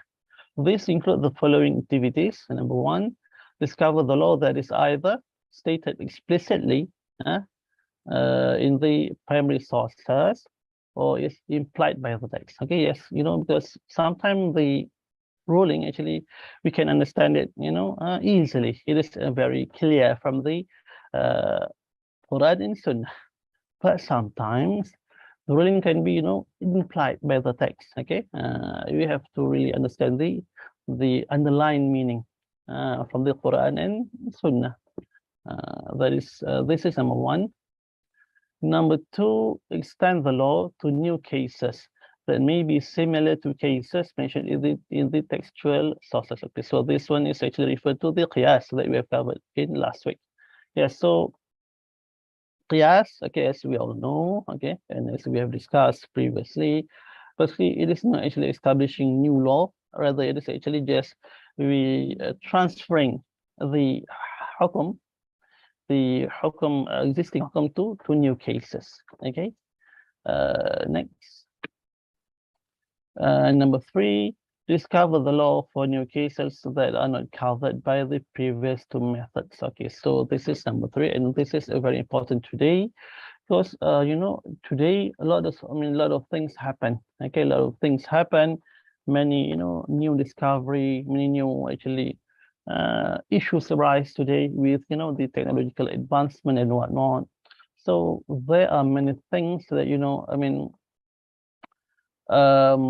actually never actually happened when the Prophet is still alive. So there are a lot of things that actually not been covered by Quran and Sunnah.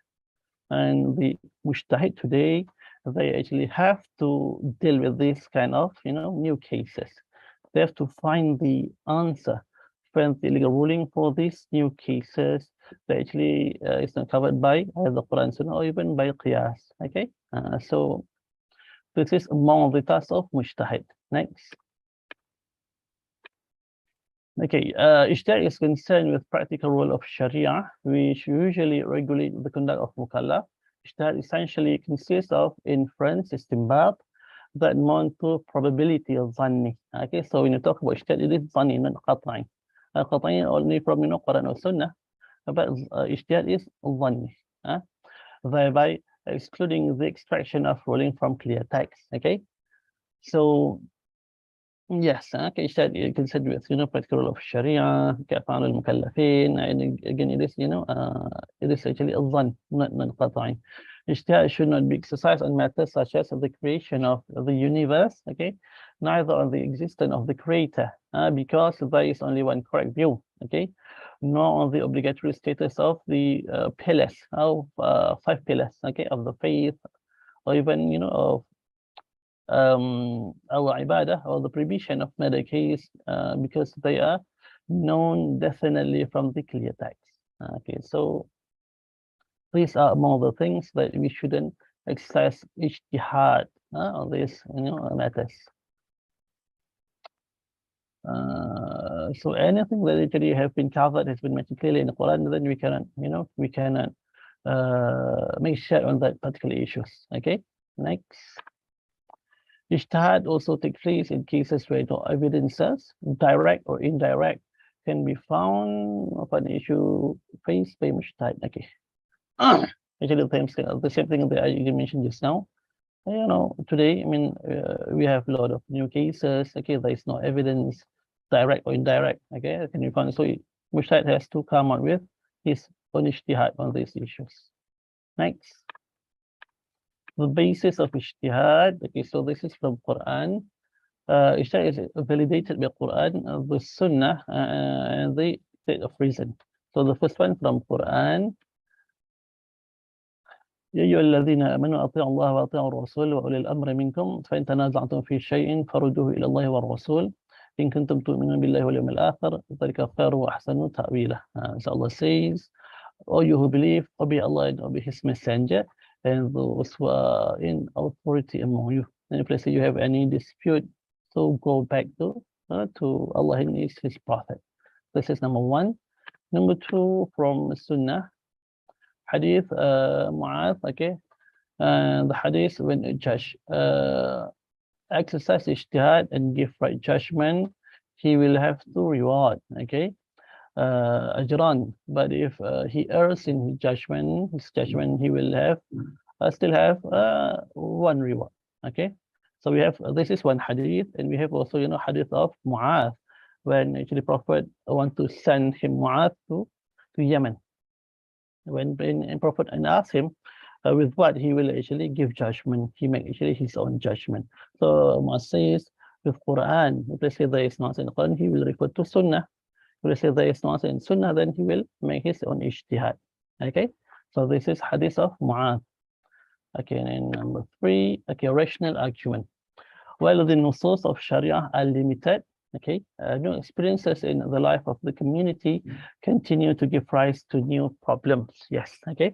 It is therefore imperative for the mujtahid, very important for the mujtahid, to find out solution to such problems. Okay, so again, this is the responsibility of mujtahid today. Okay, to come up with the ruling of Sharia on, you know, new cases that are happening today. Next, qualification of mujtahid. Okay.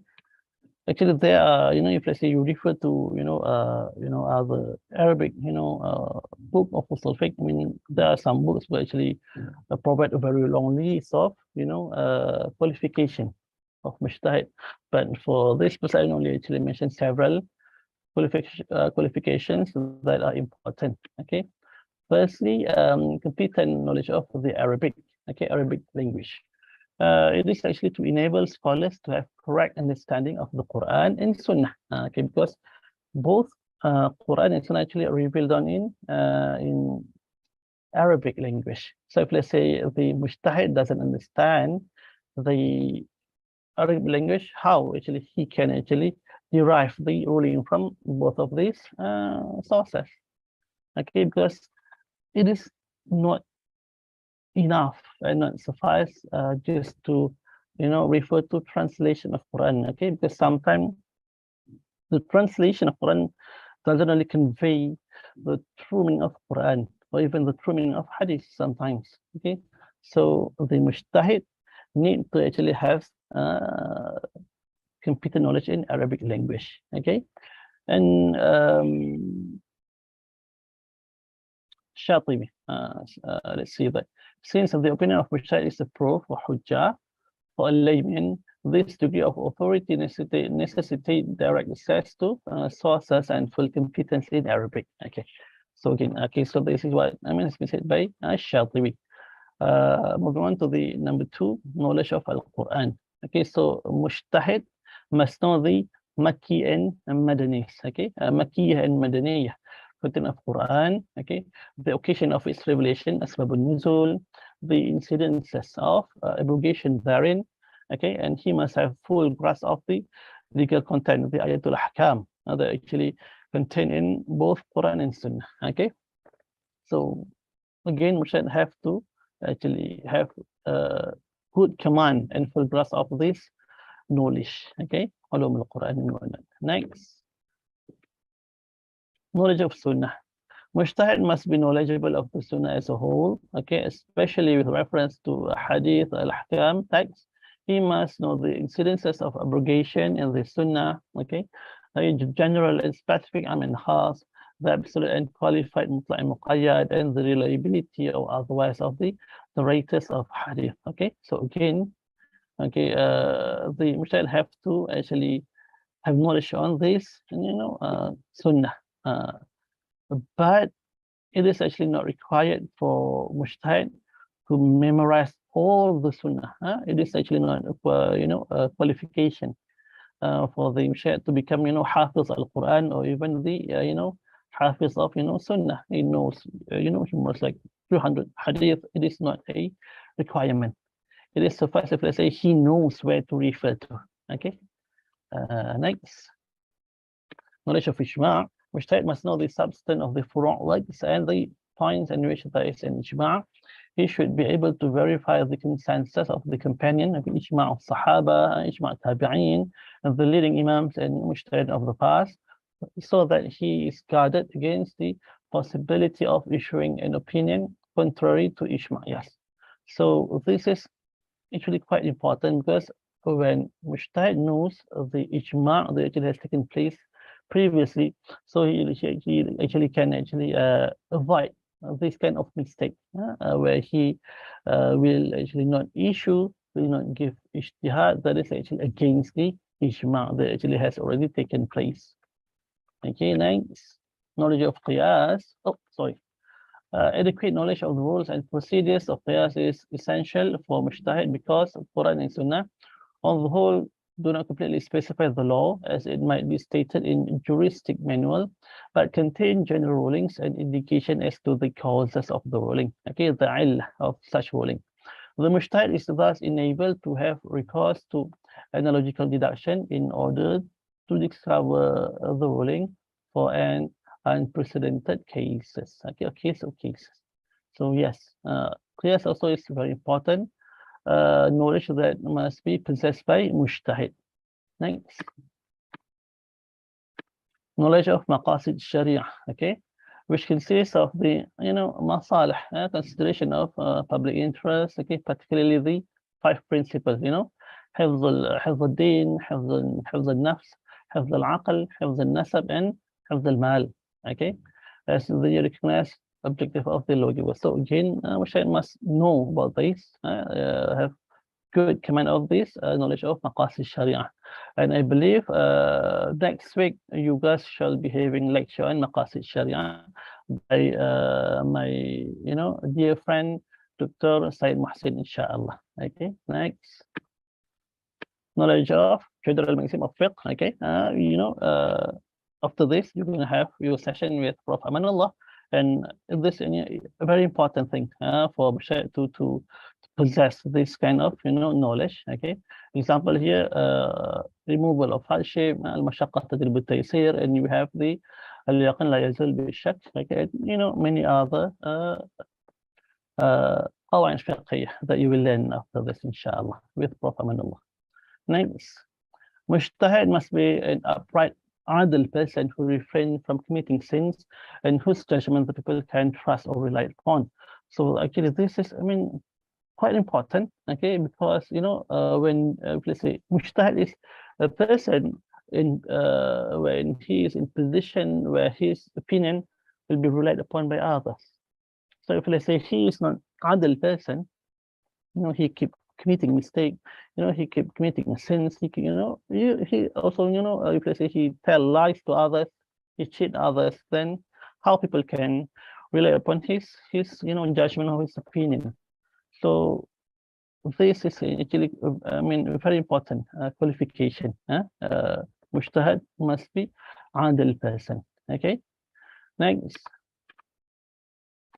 Shatibi summarizes all the foregoing requirements of ijtihad in the two main headings, one of which is adequate grasp of the objective of the Sharia. This is the first one, and while the second one is the knowledge of sources and the method of deduction. So this is how Shatibi summarized all the requirement of ijtihad. Okay, the first is fundamental, very important. Okay. And the second group, which is knowledge of sources, serve as instrument of achieving the first one. Okay, the maqasid Sharia. So this is according to Shatibi. Okay. Ijtihad today. Since ijtihad is primarily legislative function controlled by the state, an opinion issued by mujtahid will have no significance unless it is accepted by the state and converted this ijtihad into law through legislation. So okay, so this is actually for the Malaysian perspective. Okay, I'm not sure about other countries, but in Malaysia, before ijtihad can actually can take legal effect, can be binding towards the people, it must be actually converted into law first. But I'm not sure about others. About other state or other countries. So yes. Okay, Q&A. So we'll stop here for ijtihad. I have one more topic. Okay, just bear with me. Let me share one more topic. Share screens. This one. Okay. Hopefully you can see my screen. Okay. Taqlid or blind imitation. So this will be our last topic for this short course. So let's dive straight away. Okay, taqlid. Okay, meaning literally derived from the word qallada. Okay, means to put something around neck and carry it carefully. So this is literal meaning. Technical imitation or adoption of the legal view of a particular scholar or madhab. So this is technical definition of taqlid. Okay, we imitate or we adopt the legal view of particular scholars, okay, or particular madhab, whether it is Shafi'i, Maliki, Hanafi, or even Hanbali. Taqlid is a blind following of particular view or the imitation without knowledge, okay, of the basis of the view. Okay, so this is the taqlid. We follow without knowing what is the basis, what is the hujjah for that particular view. Taqlid is the prevailing trend of this period, okay, which resulted in, reduction of the number of ijtihad, and somehow, it might, affect the dynamism of fiqh. Yes, okay, because when we keep, doing this taqlid, somehow it directly encourage people to do less, ijtihad. Okay. But of course, taqlid is still important, especially for the muqallid. Okay, next. Okay, sorry. Okay. Actually, the teacher of following ruling of the predecessor is normal and natural. Okay. However, since Muslim of earlier generation, except the Prophet ﷺ, were not infallible, you know, they are not ma'soom. Even those earlier interpretation should not be followed blindly. Okay. For the commoners, for the laymen, yes, it is right for them to follow one of the opinion given by the scholars of the former madhab, because they didn't have the right amount of knowledge to determine whether these opinions of scholars were right or wrong. Okay, so of course, for the muqallid, for the layman, for the awam, they have to perform taqlid. But for those who actually who has arrived to the level of mujtahid, they cannot perform taqlid anymore. But for learned men, okay, a knowledge seeker student, a taqlid cannot be compromised if they have reached the level of degree of knowledge. Okay, aside of view given by fuqaha, they should also know what makes such stand. Okay, so for the talib al-alim, we should actually at least know what is the basis of hujjah for such opinion. The most important factor in determining which opinion to follow is the strength of the opinion. This can be known by examining the proof and evidences on which certain rulings was based upon it. Yes, okay, of course, for these people who actually have reached certain level of knowledge, they are capable of ascertaining, examining the strength of the proof and evidence, then they have to do so. Okay, but for muqallid, laymen, they don't have to do this. They have to follow the opinion of the scholars. Type of taqlid, we have two types of taqlid basically. Okay, praiseworthy taqlid, taqlid al-mahmud, and taqlid al-madhmum, blameworthy taqlid. Okay, for number one, praiseworthy taqlid, when a person who practices taqlid is because he is unable to perform ijtihad and unable to discover the Sharia ruling, then he is actually allowed to do taqlid. Okay, because he doesn't have the necessary tools to perform ijtihad. He doesn't know the Arabic language. He doesn't know the Usul al-Fiqh. He doesn't know about the knowledge about the Sunnah. Then he cannot perform ijtihad. Okay, so for this kind of person, or for this layman, he must follow the opinion of scholars to know the obligation from God. So this is the good taqlid or praiseworthy taqlid. Number two, blameworthy taqlid. This can be further divided into three types. Okay, so we have three types of blameworthy taqlid. Firstly, taqlid on something that is against teaching of Islam. Okay, so of course this is haram, prohibited, because let's say we know that it is against the Sharia, and we cannot perform taqlid on this kind of things. Number two, taqlid on someone who doesn't he doesn't know is an expert or scholars. So yes, so for us to actually perform taqlid, okay, we must actually first know that whether that person is actually a scholars or an expert in that particular matter. Okay, if let's say we simply perform taqlid on someone who we are not really know whether he is expert or not, then it is again prohibited. Okay, of course, with this four madhab, we know that they are the scholars in their field, so there is no problem. But if let's say we want to perform taqlid on someone who we are not sure of his scholarly capabilities, then we are not permitted to perform taqlid on such person.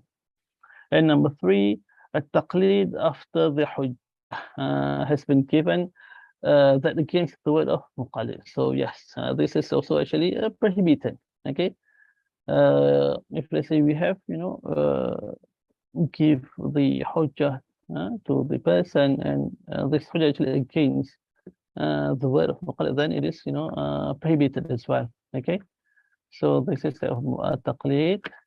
Okay, rule of taqlid. Taqlid can be practiced in the matter of branch of religion, which is fiqh. and not in the matter of fundamental faith, aqidah, yes. So taqlid can only be performed in furu' matters, not aqidah matters, and usul matters, because we cannot perform taqlid on aqidah. Okay, because aqidah is related to our faith. Of course, I mean, this kind of issues, aqidah, we ourselves should actually know what is the hujjah, at least the basic one. Okay, if they say what is the proof of Allah actually exists, we should actually capable of answering, okay, Allah exists because we have this, well as as a proof, just example. Okay, but in fiqh we can perform taqlid, but not aqidah. And number two, taqlid can only be practiced by muqallid and mujtahid. Okay, again, this one actually a ma'ruf. Okay,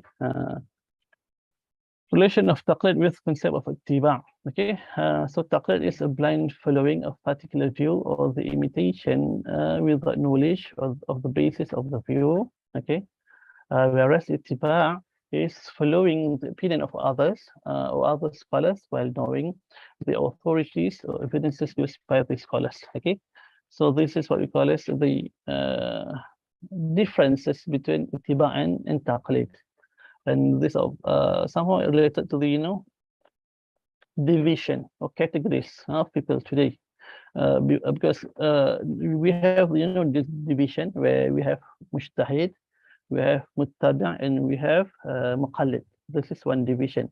And another division is we have mujtahid and we have muqallid. So for the second one, anyone who doesn't actually reach the level of mujtahid is still muqallid, whether or not she knows the hujjah or not, but he doesn't reach the level of mujtahid, he's still muqallid. This is according to some scholars. But according to some scholars, we have these three categories: mujtahid, muttabi', and muqallid. Okay. Okay, Q&A. Good. So I think that's it. I mean about taqlid. Okay, that's it about taqlid, and I guess this is it for me. Okay, I think I've covered most of the topic of Usul al-Fiqh for this short class. Okay, so before I end this my session, I really want to apologize to everyone here for my shortcomings. Okay, if let's say I have many mistakes in delivering the lecture, it is my mistake, and I apologize for it. Okay, and I'm really appreciate for this opportunity to give lecture to all of you guys. Like because I believe this, this crowd, we have a lot of expert in Usul al-Fiqh, and of course for those who actually must learn study Usul al-Fiqh, they will think this is a very brave course.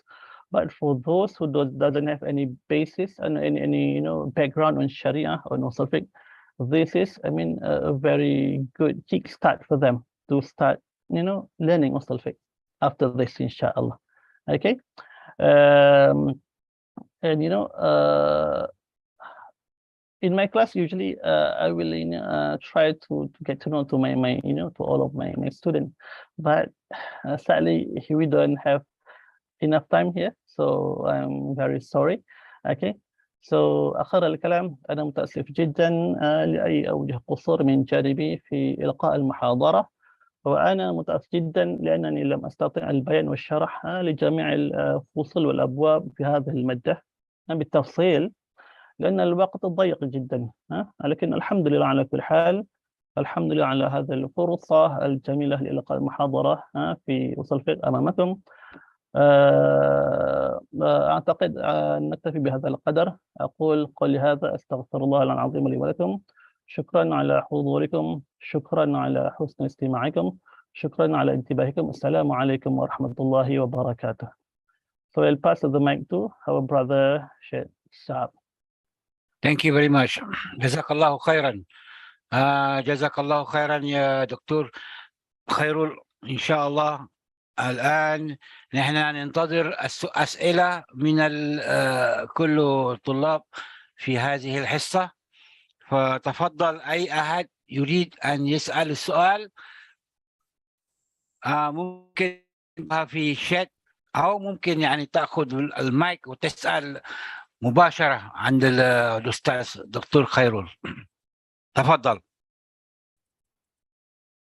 Everybody can start asking question now. It's open to the question and answer. Please.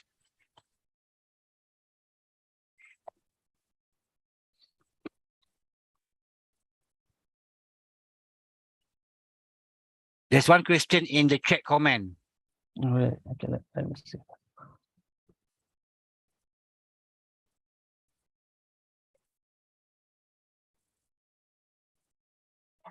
Okay, our brother here, Muhammad. Assalamu alaikum, Ustad. Jazakallah khair. Can Mujtahid obligated to follow government that is following secular laws? Okay. So, well, of course, when we talk about government, okay, of course, it is something that is, sometimes beyond our controls. Okay. Of course, as Mujtahid, we have to. I mean, okay, he has to give, his honest opinion on certain issues. But again, when it comes to Mujtahid, to the government, sometimes they can actually overrule the opinion of Mujtahid. And usually when the government actually has overruled the opinion of scholars of Mujtahid, then the scholars, they can actually do much, okay? So, this is a problem that we have to face today. Not only in your country, but even in our country as well. Sometimes government, because they have the power. But again, as Mujtahid, he has to, give his honest opinion. And he cannot actually be biased to the government. That is the right thing to do. But today, of course, we have many scholars who actually, they biased to government. Of course, they do this, for their own reason. But again, as I mentioned just now, as Mujtahid should be adil person, then he should actually give his honest, opinion on issues that he actually is being imposed to. That is my personal opinion on the question.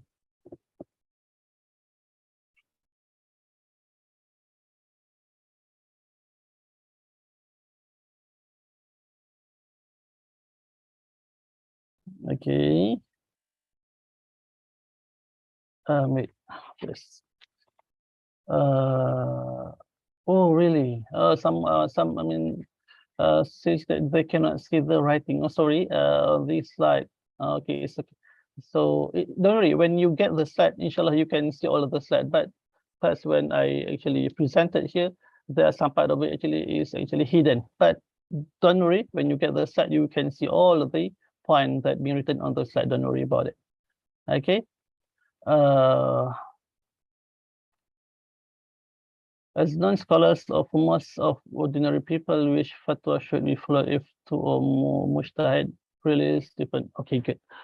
So this is actually good question. Okay, if let's say we have two, two or mujtahid actually issued different opinions. So which one should be followed? Okay, so well, in my country, in Malaysia especially, we have what we call as, firstly we have official madhab.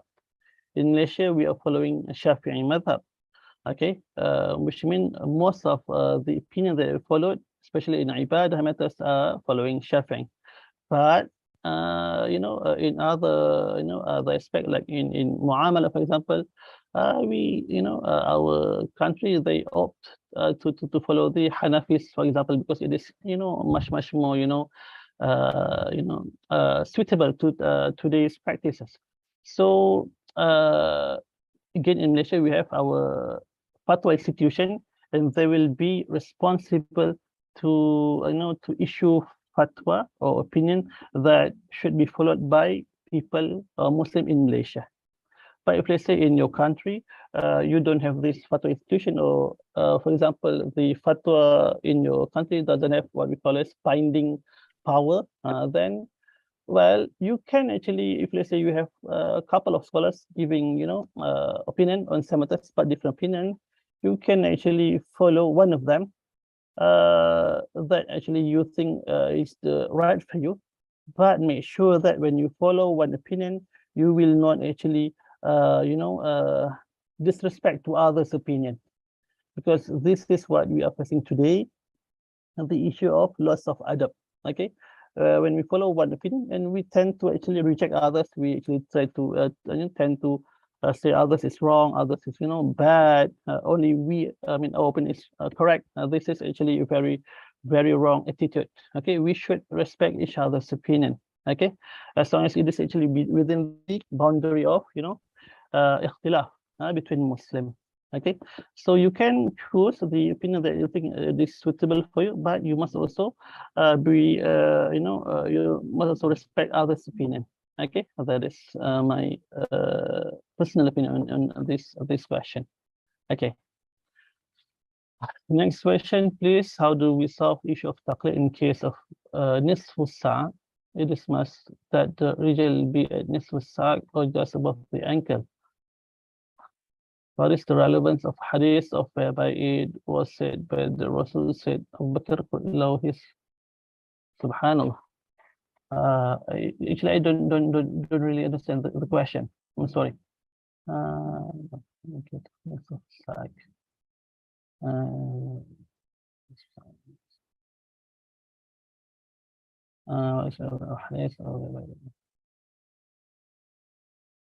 I think this is about the our clothes should be on the ankle. Of course, on this issue, of course, there are a couple of multiple opinion on this issue, where some scholars said we cannot let our clothes pass the ankle. Some said we should make sure our clothes actually above the ankle. Okay, but for this issue, I personally believe that on this issue, the importance here, whether it is above or below the ankle, it is actually related with the element of arrogance. Okay, because sometime before this, in the previous time, sometimes some people who actually they love to wear the clothes below the ankle with the arrogance, with pride. They feel they are better than others. Okay, but if let's say today, if let's say you have to wear some trousers or some clothes that is beyond your ankle, and there is no element of arrogance, pride, this is some all of the bad elements, then I think it is okay for you to wear this kind of clothes. Okay, but again, I'm not saying those who follow this opinion to wear clothes above the ankle is wrong. Okay, they have their own basis for their opinion. Okay, another question. Okay, good. About the books, okay, actually the book in Usul al-Fiqh actually a lot, but most of them are in Arabic.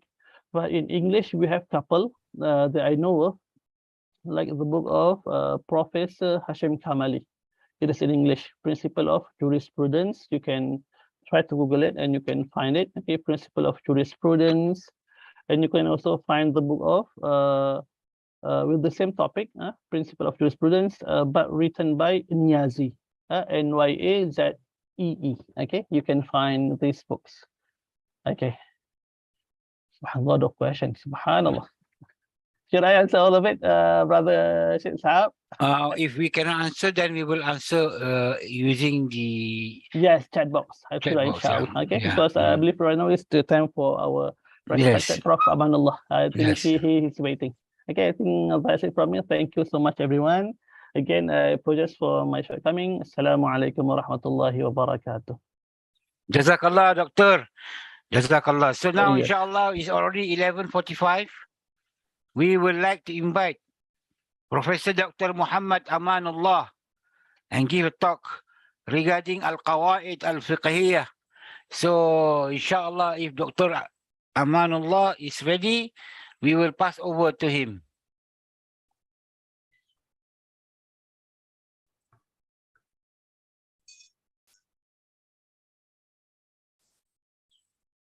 Yes, Dr. Muhammad Amanullah, please continue. Okay, thank you very much.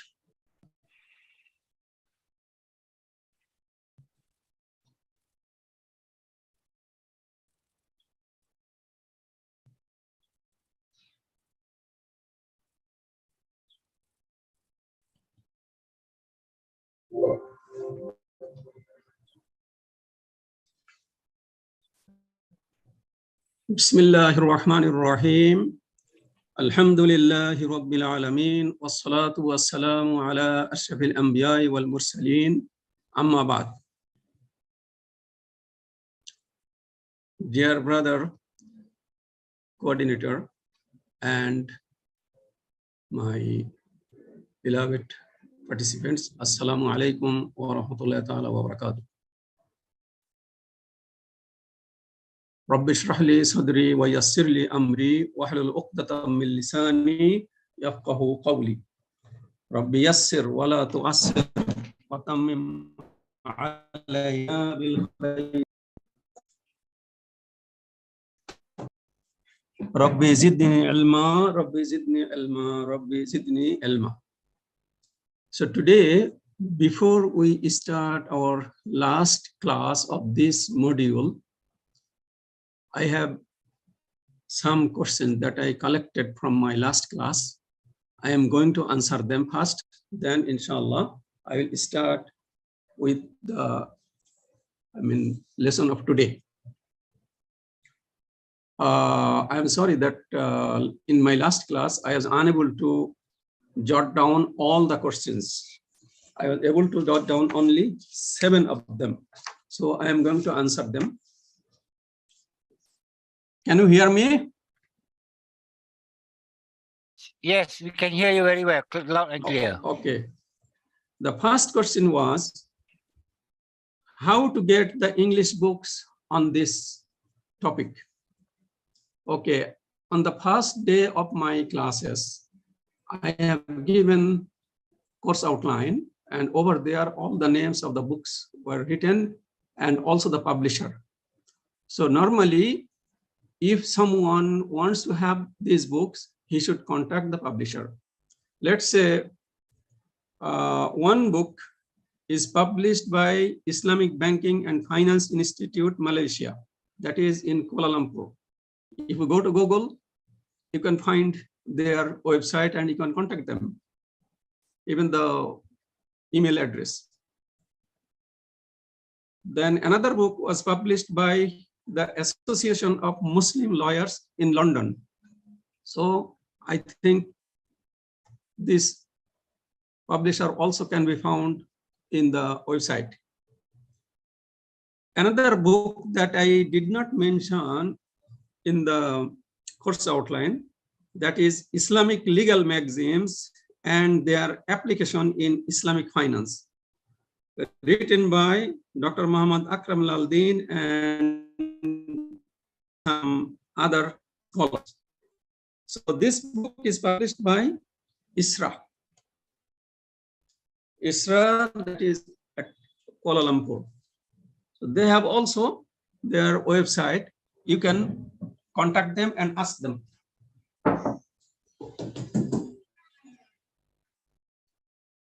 The next question was, is there any maxim on neighbors adopting pets, messing around? Of course, there is a maxim that I discussed earlier, that is ad-dararu yuzal.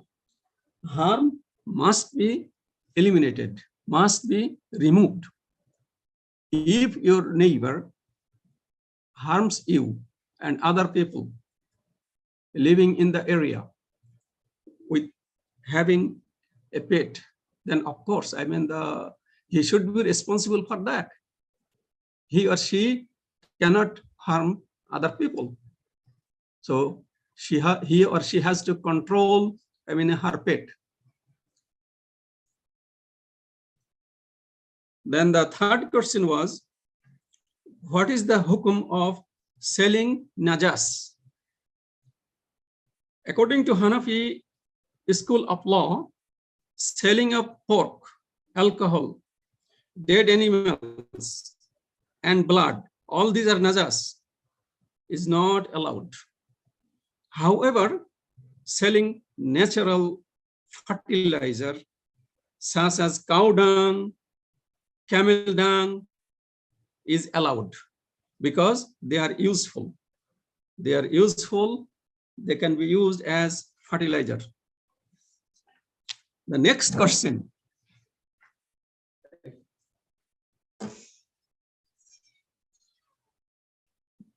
Okay, the next question was, what is the hukum of digital banking? Okay, digital banking is allowed, but with the condition, and an important condition is that it should not be used for un-Islamic purposes, such as money laundering or stealing money, cheating other people. Then question number 5, is there any primary evidence pertaining to lesbians and homosexuals? Yes, there are a number of Quranic verses regarding this issue, such as in Surah Al-Araf, the verse number 80 and 81, Allah subhanahu wa ta'ala said, وَلُوطًا إِذْ قَالَ لِقَوْمِهِ أَتَأْتُونَ الْفَاحِشَةَ مَا سَبَقَكُمْ بِهَا مِنْ أَحَدٍ مِنَ الْعَالَمِينَ إِنَّكُمْ لَتَأْتُونَ الرِّجَالَ شَهْوَةً مِنْ دُونِ النِّسَاءِ بَلْ أَنْتُمْ قَوْمٌ مُسْرِفُونَ. I'm not going to explain the verse. You can go to the Quran and you can get the explanation of this verse. So it is clear that Allah subhanahu wa ta'ala forbade this type of activity. And because of that, the people of Lut alayhi salatu wasalam were vanished. Then the next question. A fish seller asks deposit. If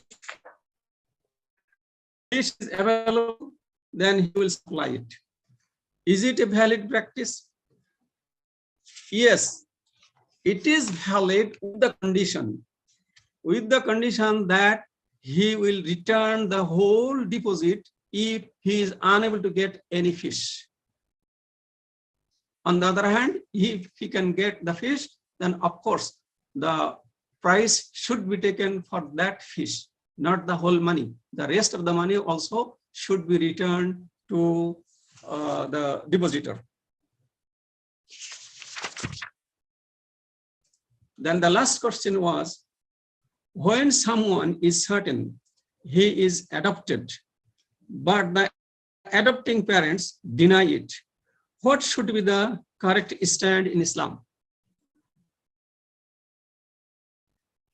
The adopting parents should say sorry and acknowledges it that they really adopted that person. But both this person and their adopting parents should maintain good relationship. If possible, they also should let that adopted person to meet his or her biological parents if they are alive and found. All these should be done nicely and amicably, without any violence or without harming each other. So these are some questions and answers. So now let us start our class today. So today is the last class and the number 5 Islamic legal maxim.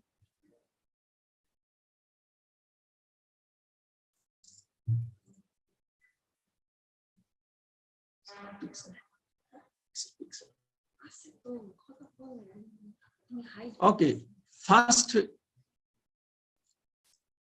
the last one, the last maxim, that maxim number 5 is al-adatu muhakkama.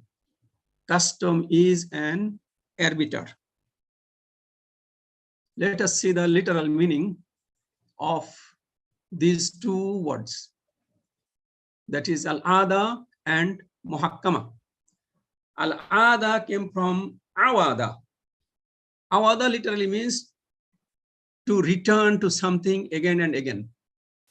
And ada also can be translated as custom, habit, manner, practice, and so forth. Then the word muhakkama came from tahkim and hukum. Tahkim is to appoint a ruler, literally to appoint a ruler, to choose someone as an arbitrator, to make someone the judge between the parties or arbitration, etc. And the word hukum is judgment, decision, verdict, sentence, rule, decree, command, provision, and so forth. And muhakkama, arbiter or arbitrator or arbitrary. So the full literal meaning of al-adatu muhakkama is custom is an arbiter, or custom is an arbitrator, or custom is arbitrary.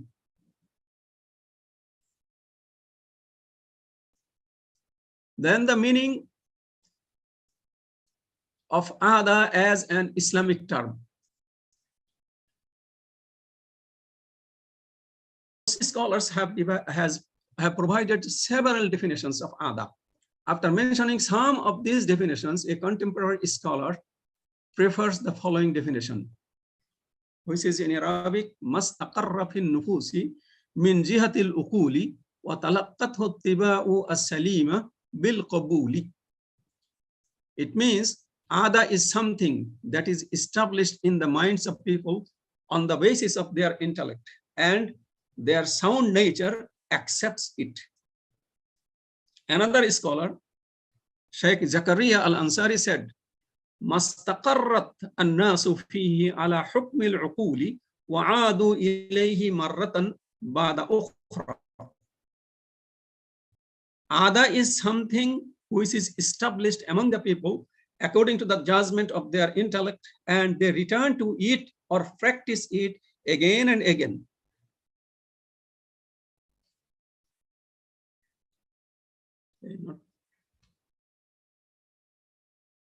Not moving. Okay, moment.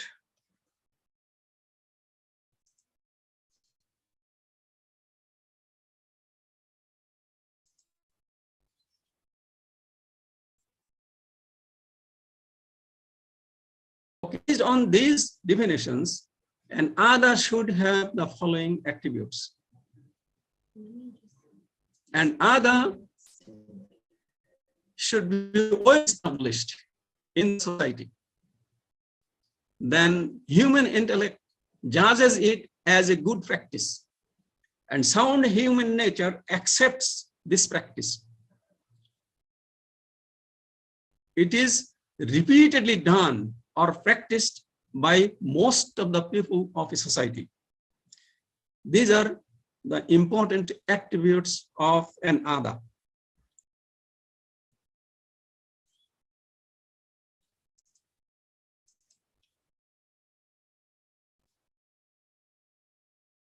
Okay, then let us see another term, that is orf. Orf is closely related to ada. Although some Muslim scholars maintain that ada is different from orf, most Muslim jurists consider them synonyms. In this class, I will treat them as synonyms. Now, let us talk about the meaning of this term.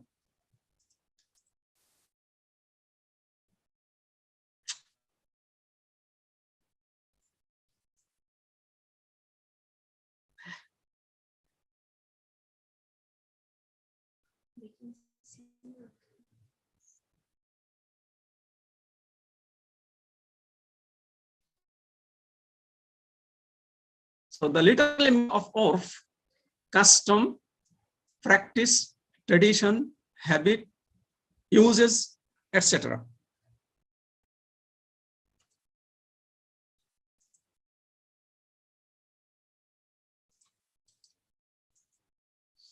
Oh, my system is not working properly. Then meaning of as an Islamic term. Abdul Karim Jaidan, a contemporary scholar, says, هو ما ألفه المجتمع وأعتاده وسار عليه في حياته من قول أو فعل.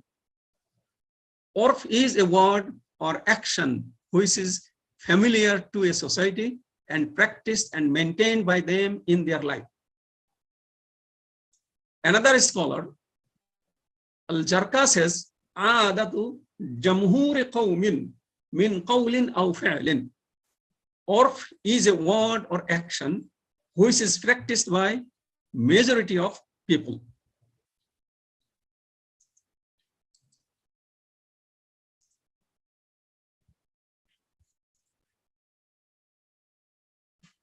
So according to these two definitions, attributes of an urf are as follows.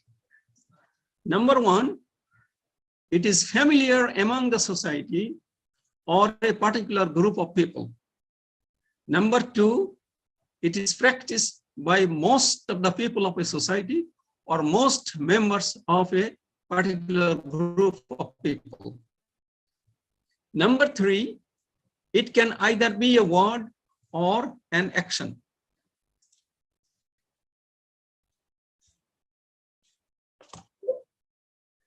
Number four, practice of an individual is not an urf.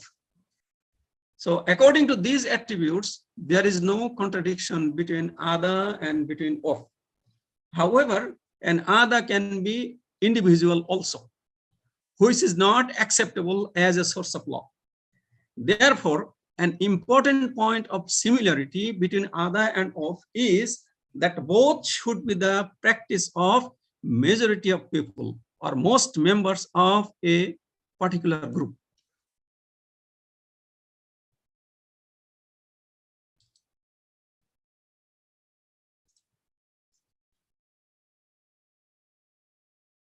Then the types of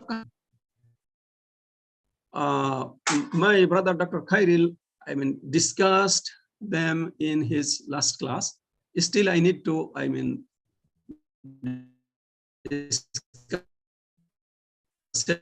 so there are several divisions of custom. The first division, custom is divided into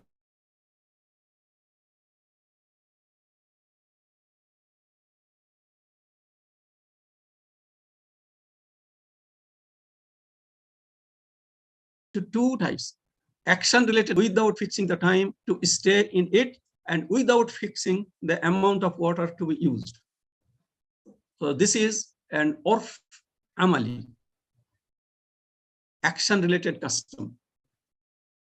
Then the second type is word related custom, urf qawli, a word which is known to the public and used for a meaning for which it was not created originally. For example, the word walad in Arabic, used for a son, but originally it was created for a child, which includes both son and daughter. So this is a custom. Then the second division, both urf amali and urf qawli are again divided into general, that is am, and specific, that is khas. So the general custom is that custom which is used in all countries. For instance, the word haram. Word haram in Arabic is used for divorce in all Arab countries. This is urf qawli am, word related general custom. On the other hand, entering a toilet without fixing the amount of time and amount of water is an urf amali am, action related general custom, which is practiced in all countries. Then specific custom, urf khas. Urf khas is a custom which is practiced in a particular region or by a group of people. For instance, dividing the mahar, dowry, into instant portion and deferred portion originally started in Iraq. Therefore, it was a specific custom of Iraq and it is an action-related custom. On the other hand, the word faqih, jurist, is used within the circle of Muslim scholars who are involved in Islamic juristic study and scholarship. This is urf khas qawli, word-related, specific, and custom. Then the third division, custom is also divided into valid, sahih, and invalid, fasid customs. So the valid custom is the one which does not contradict the Holy Quran and sound sunnah of the Prophet ﷺ and does not cause missing of any benefit or inflicting any harm. For instance, whatever is given to a bride before the marriage contract is considered a gift and not part of mahar. So this is a valid custom which does not contradict the Holy Quran and Sunnah and also does not cause any harm. Then invalid custom or fasid. Invalid custom is a custom which contradicts the Holy Quran and Sunnah or causes missing of any benefit or causes inflicting of harm. For example, the practice of receiving or giving riba, usury, is an invalid custom because it contradicts the Holy Quran and Sunnah. There are some conditions of acceptance of a custom for deriving rules based on it. Some of these conditions already discussed when I talked about the attributes of custom. Again, I am going to repeat them. So most important of these conditions are as follows. Number one, a custom should not contradict the Holy Quran and Sunnah of the Prophet ﷺ. Number two, it should not cause missing of a benefit, maslahah. Number three, it should not cause to inflict harm. Number four, it should be used in all related instances. Number five, it should be used by majority of public. Number six, it should be present and practiced at the time of deriving a rule from it. We are not supposed to wait for something to become a custom. Custom should be present at the time of deriving the rule. And number seven, it should not be a temporary habit or practice. So now, after all this discussion about ada and urf, now can explain the general meaning of the maxim al-adatu muhakkama. Custom is an arbiter.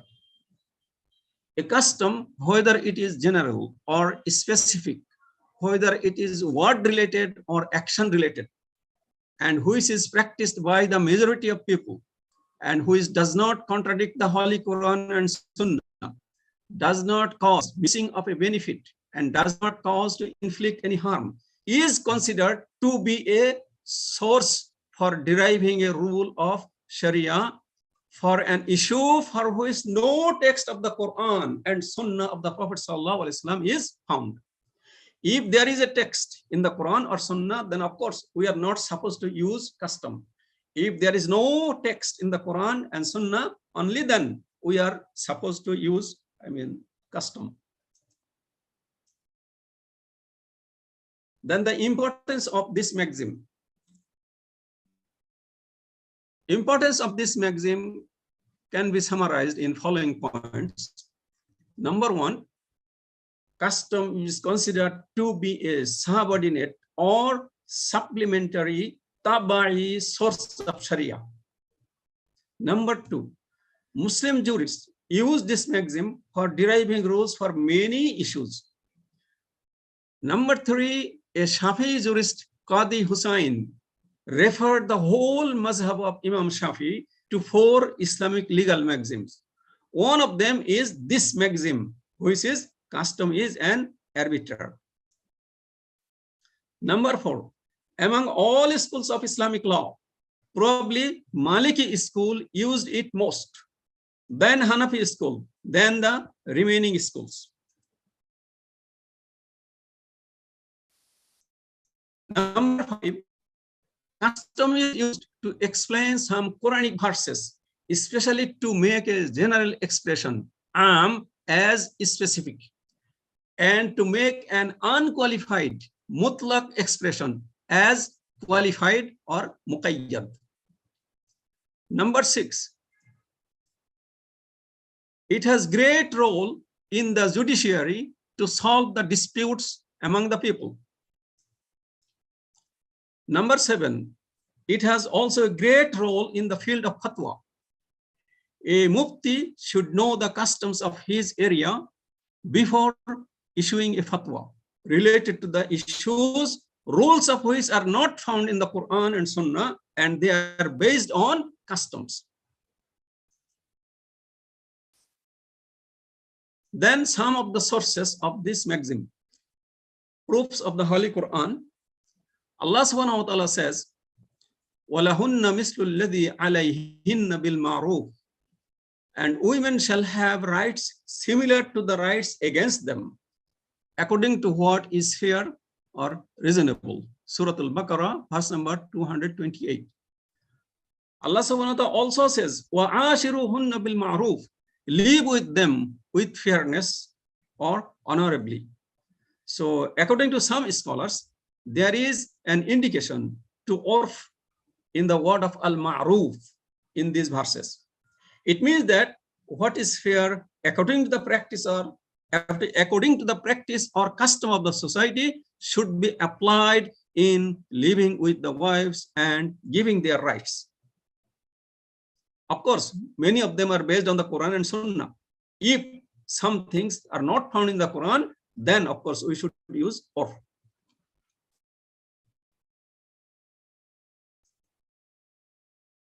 Then Allah subhanahu wa ta'ala also said, وَعَلَى الْمَوْلُودِ لَهُ رِزْقُهُنَّ وَكِسْوَتُهُنَّ بِالْمَعْرُوفِ, but the father of the child shall bear the cost of the mother's food and clothing on a reasonable basis. Surah Al-Baqarah, verse number 233.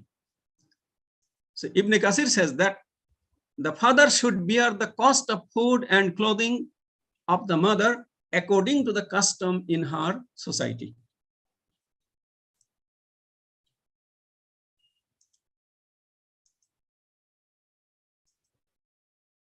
Some hadith and a tradition of some companions.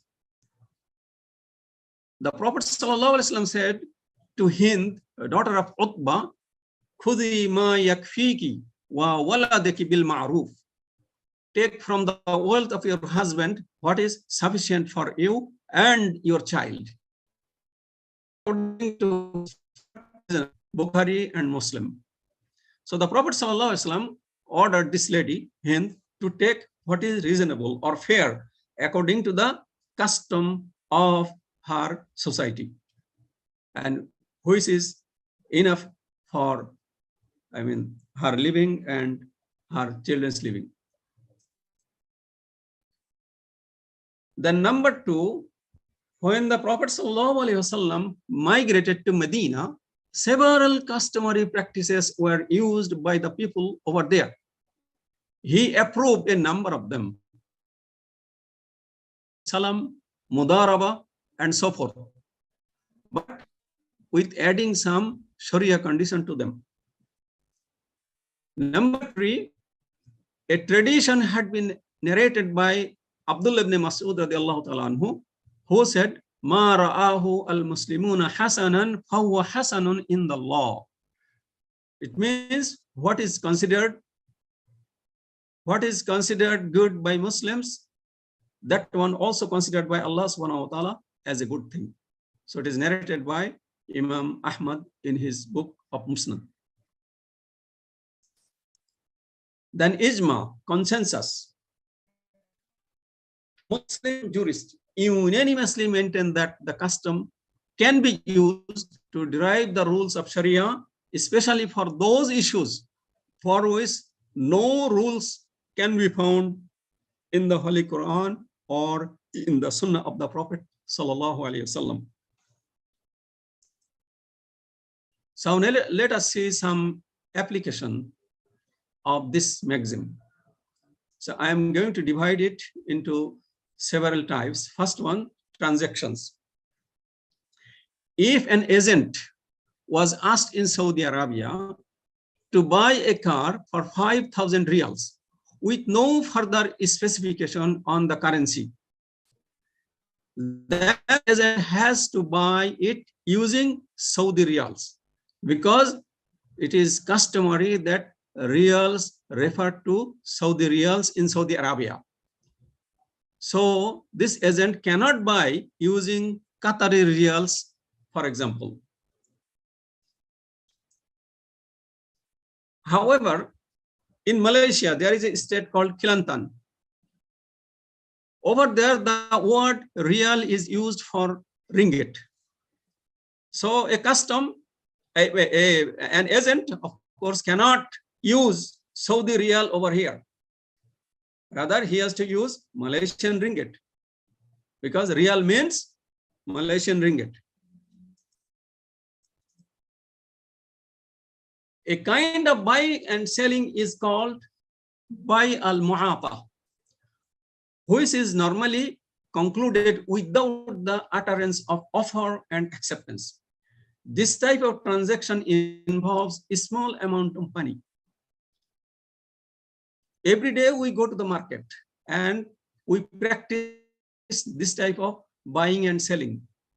We take things from the market, from the shop, without saying anything, without any proposal, without any acceptance. So this is called in Arabic bay' al-mu'ata. So this type of transaction involves very small amount of money, not big amount of money. Therefore, it is allowed to conclude this type of contract without offer and acceptance, based on the customary practice of the people.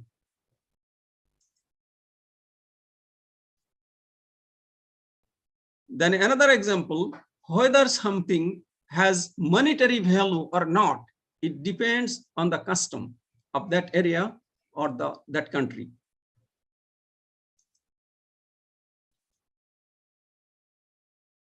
Then the contract of making something, that is called istisna in Arabic, such as jewelry, is allowed based on the custom.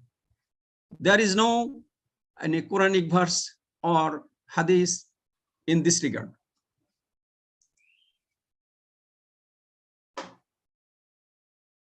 Then another example, for buying valuable things, such as a refrigerator, computer, smartphone, washing machine, and so forth, the custom of the market is allowed to determine the period of free repairing them.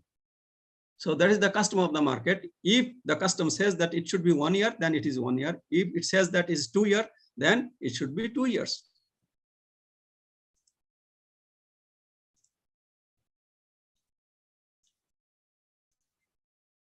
Affairs related to family and marriage. First example, cost of living for a wife or children or any other relatives can be determined based on the custom of the related society.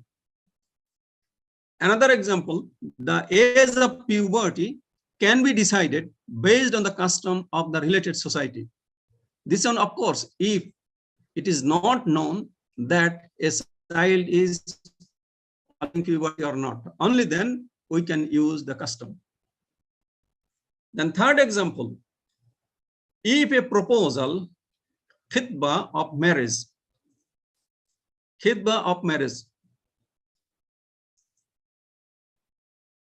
okay,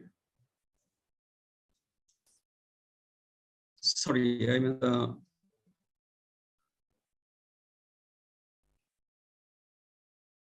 I have to go back a little bit. Okay. If a proposal, khidmah of marriage, is cancelled, then the custom of the related society should be followed in returning of the gifts. If the custom says that it should be returned, then we have to return it. If custom says that no need to return, then no need to return. Cleanliness.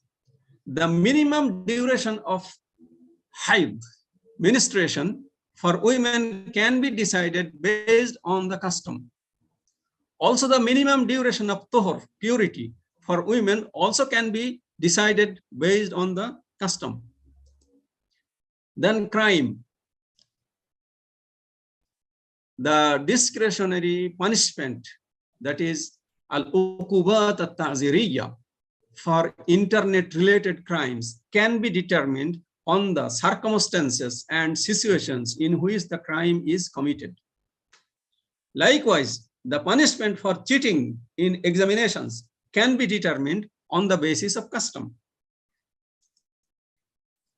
So now let us see some related sub-maxims of this maxim. So number one, لا ينكر تغير الأحكام بتغير الأزمان. Change of the rulings cannot be denied with the change of things. If circumstances changes, situation changes, then also rule can be changed. And this type of change cannot be ignored. Of course, there are those rules which are based on maslaha, based on custom. When the custom changes, they also can be changed. For example, it is permitted in our time to shut down the door of the mosque when it is not the prayer time. Why? To avoid the theft. Likewise, offer and acceptance in electronic based contacts, ATM, internet banking, etc. is accepted. In the past, there was no requirement for the registration of marriage, but now, in the change of time and conditions, it is required by the government to register the marriage contract. So all these are based on custom. Then another sub-maxim, al-ma'rufu urfan kal-mashrut shartan. A thing known by common uses is like a stipulation which has been made. For example, in the manufacturing of cloth, as a custom, a customer gives cloth and size of his body to a tailor.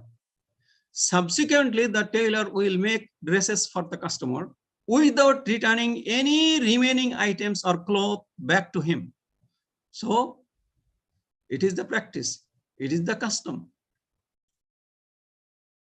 Then if a person buys a car, the related things such as the key, spare tires, etc. will be included with the car, even if they were not mentioned at the time of the contract. Why? This is because people are accustomed with this type of practice.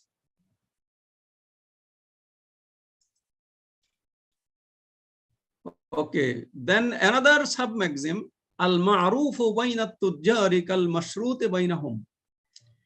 A thing known among the merchants is as if it is fixed by a stipulation between them.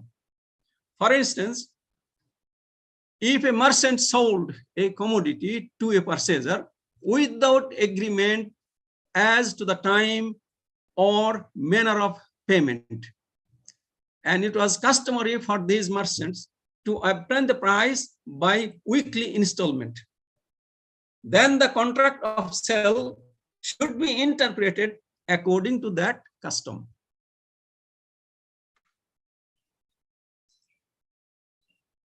Then another branch or sub-maxim, at-ta'yinu bil-urfi kat-ta'yin bin-nas.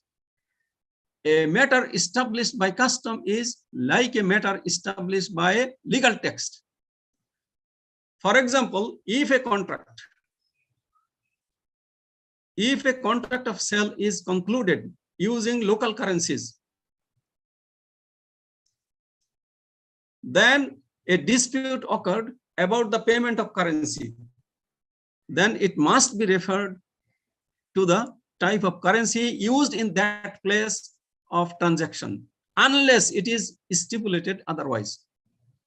So it is known among the society that this currency should be used. So now there is no other way.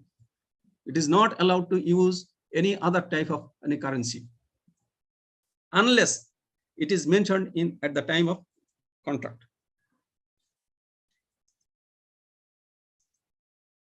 Oh, sorry. So, I mean, there are some, and a few more and sub-maxim, which I'm not going to take all of them. Okay, the last one. Okay, al-ibratu lil-ghalibi ash-sha'i' la lin-nadir. Consideration is given to what occurs commonly, not to what happens infrequently. For example, the time of termination of haid for a woman can be fixed 55 years, because a woman, when reaches this age, generally her haid is terminated. Then another sub-maxim, al-kitabu kal-khitabi. Writing resembles conversation. No need to bring any example. Then the last one, al-isharatu al-mahudatu lil-akhrasi kal-bayan bil-lisan. The recognized signs of a dumb person take the place of a statement by word of mouth.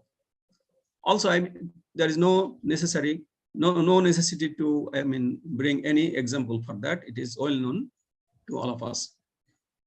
So that is the end. So Alhamdulillah, we finished this course with these 6 lectures of 6 days. So I apologize if there is any shortcoming in my lecture. And of course, I'm not able to answer your questions of today. If there is any chance, then of course I will write them after finishing this class. And I should thank to IIIT and our university to give me this opportunity to deliver this lectures in this course. So hopefully we can meet again if IIIT decides to repeat the same course again and again. Then we may meet, if it is not with you, but with some other brothers from all over the world. Also, there is a possibility that I propose IIIT that if it is possible to start giving a diploma on Islamic studies online. There was a request from some brothers who requested that if we can, start giving a diploma. So if IIIT, decides to do that, so I hope, inshallah, if I was given a chance to teach another course, inshallah, I'll be with you again. So with this, I should say Assalamu alaikum wa rahmatullahi ta'ala wa barakatuh to all of you, and thank you for your the patience, and thank you for your attendance, and may Allah bless you for attending this course, and may Allah bless all of us in this world and in the hereafter. Wa akhiru da'wana alhamdulillahi rabbil alamin. Jazakallahu khairan. Professor Dr. Muhammad Amanullah. It has been a very nice lecture. And do we have any questions that you want to answer, Doctor? In the chat box, that I can see there's one question that somebody asked. Okay.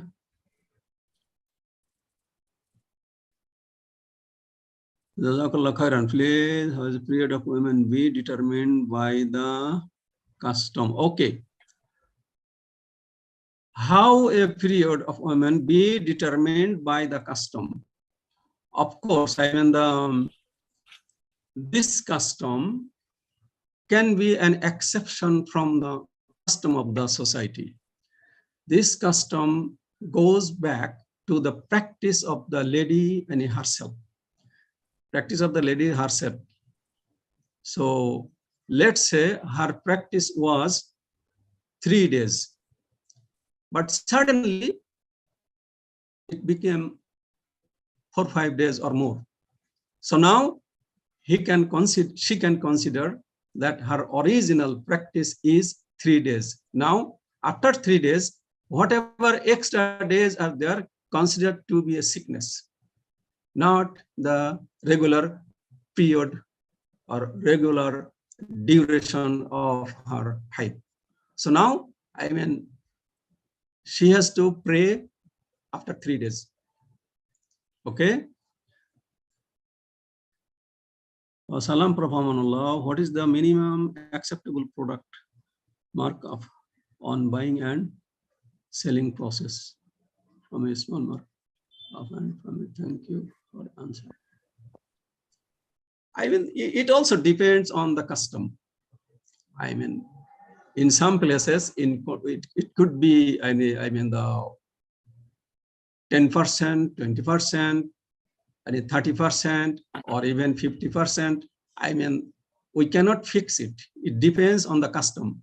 If there is a custom in the society that it should be 20%, it's okay. Or if there is any stipulation from the government, if the government says that you cannot have more than 30% of profit, then of course we have to follow that, I mean, the direction, that guideline from the government.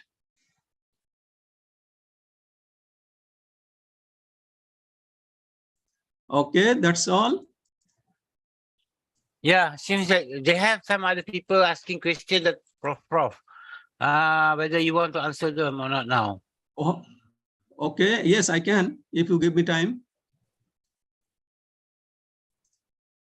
Where are they? Brother Muslih Ismail has written there, you explain the process of ijtihad here in Malaysia. In one of the former lecture, we were told even if the National Fatwa Council is subjected to parliamentary approval, how come this makes sense when decision by more knowledgeable people is subjected to the approval or to the people of lesser in knowledge? Further, it was told that, I want to see first. It was told that the fatwa of the council is non-binding. Then I wonder what is the purpose of having a fatwa council? Okay. I mean, according to classical Muslim jurists, I mean, a fatwa is not binding. Fatwa is not binding. If a fatwa is issued, then the person who asked a fatwa, he has the liberty to follow it or not following it. But a fatwa can be binding by the decision of the court, decision of a judge. If a judge decides that this fatwa must be, implemented, must be followed, or if a government says that this fatwa must be maintained, must be followed in our country, then of course there is no other way. We have to follow it.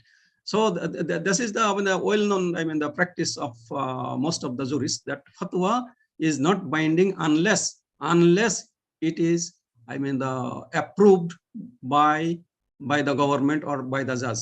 normally, I mean, if there is an Islamic government, then of course there is no problem. But right now the problem is we don't have any Islamic government. That's why this question comes. Once there will be an Islamic government, there will be no problem. Okay. Yes, Prof. So apparently it's now 12:35 p.m. Is Datuk Jamil around so that he can give a small speech before we close the class? Jaria?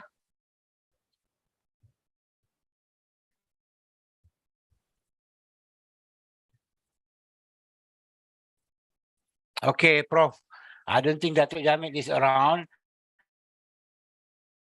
So thank you very much, everybody, for this wonderful class today. Inshallah, we will meet again. For those of you who attends the economics lecture tomorrow, Datuk Jamil is here now. So inshallah, Datuk Jamil, can you please close the class with a small talk so that can give us some encouragement. Thank you. Datuk Jamil, please.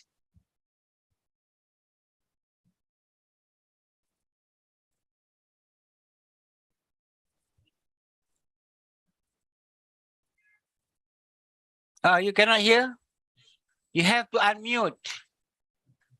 You have to unmute. Yes, okay. Okay, thank you very much.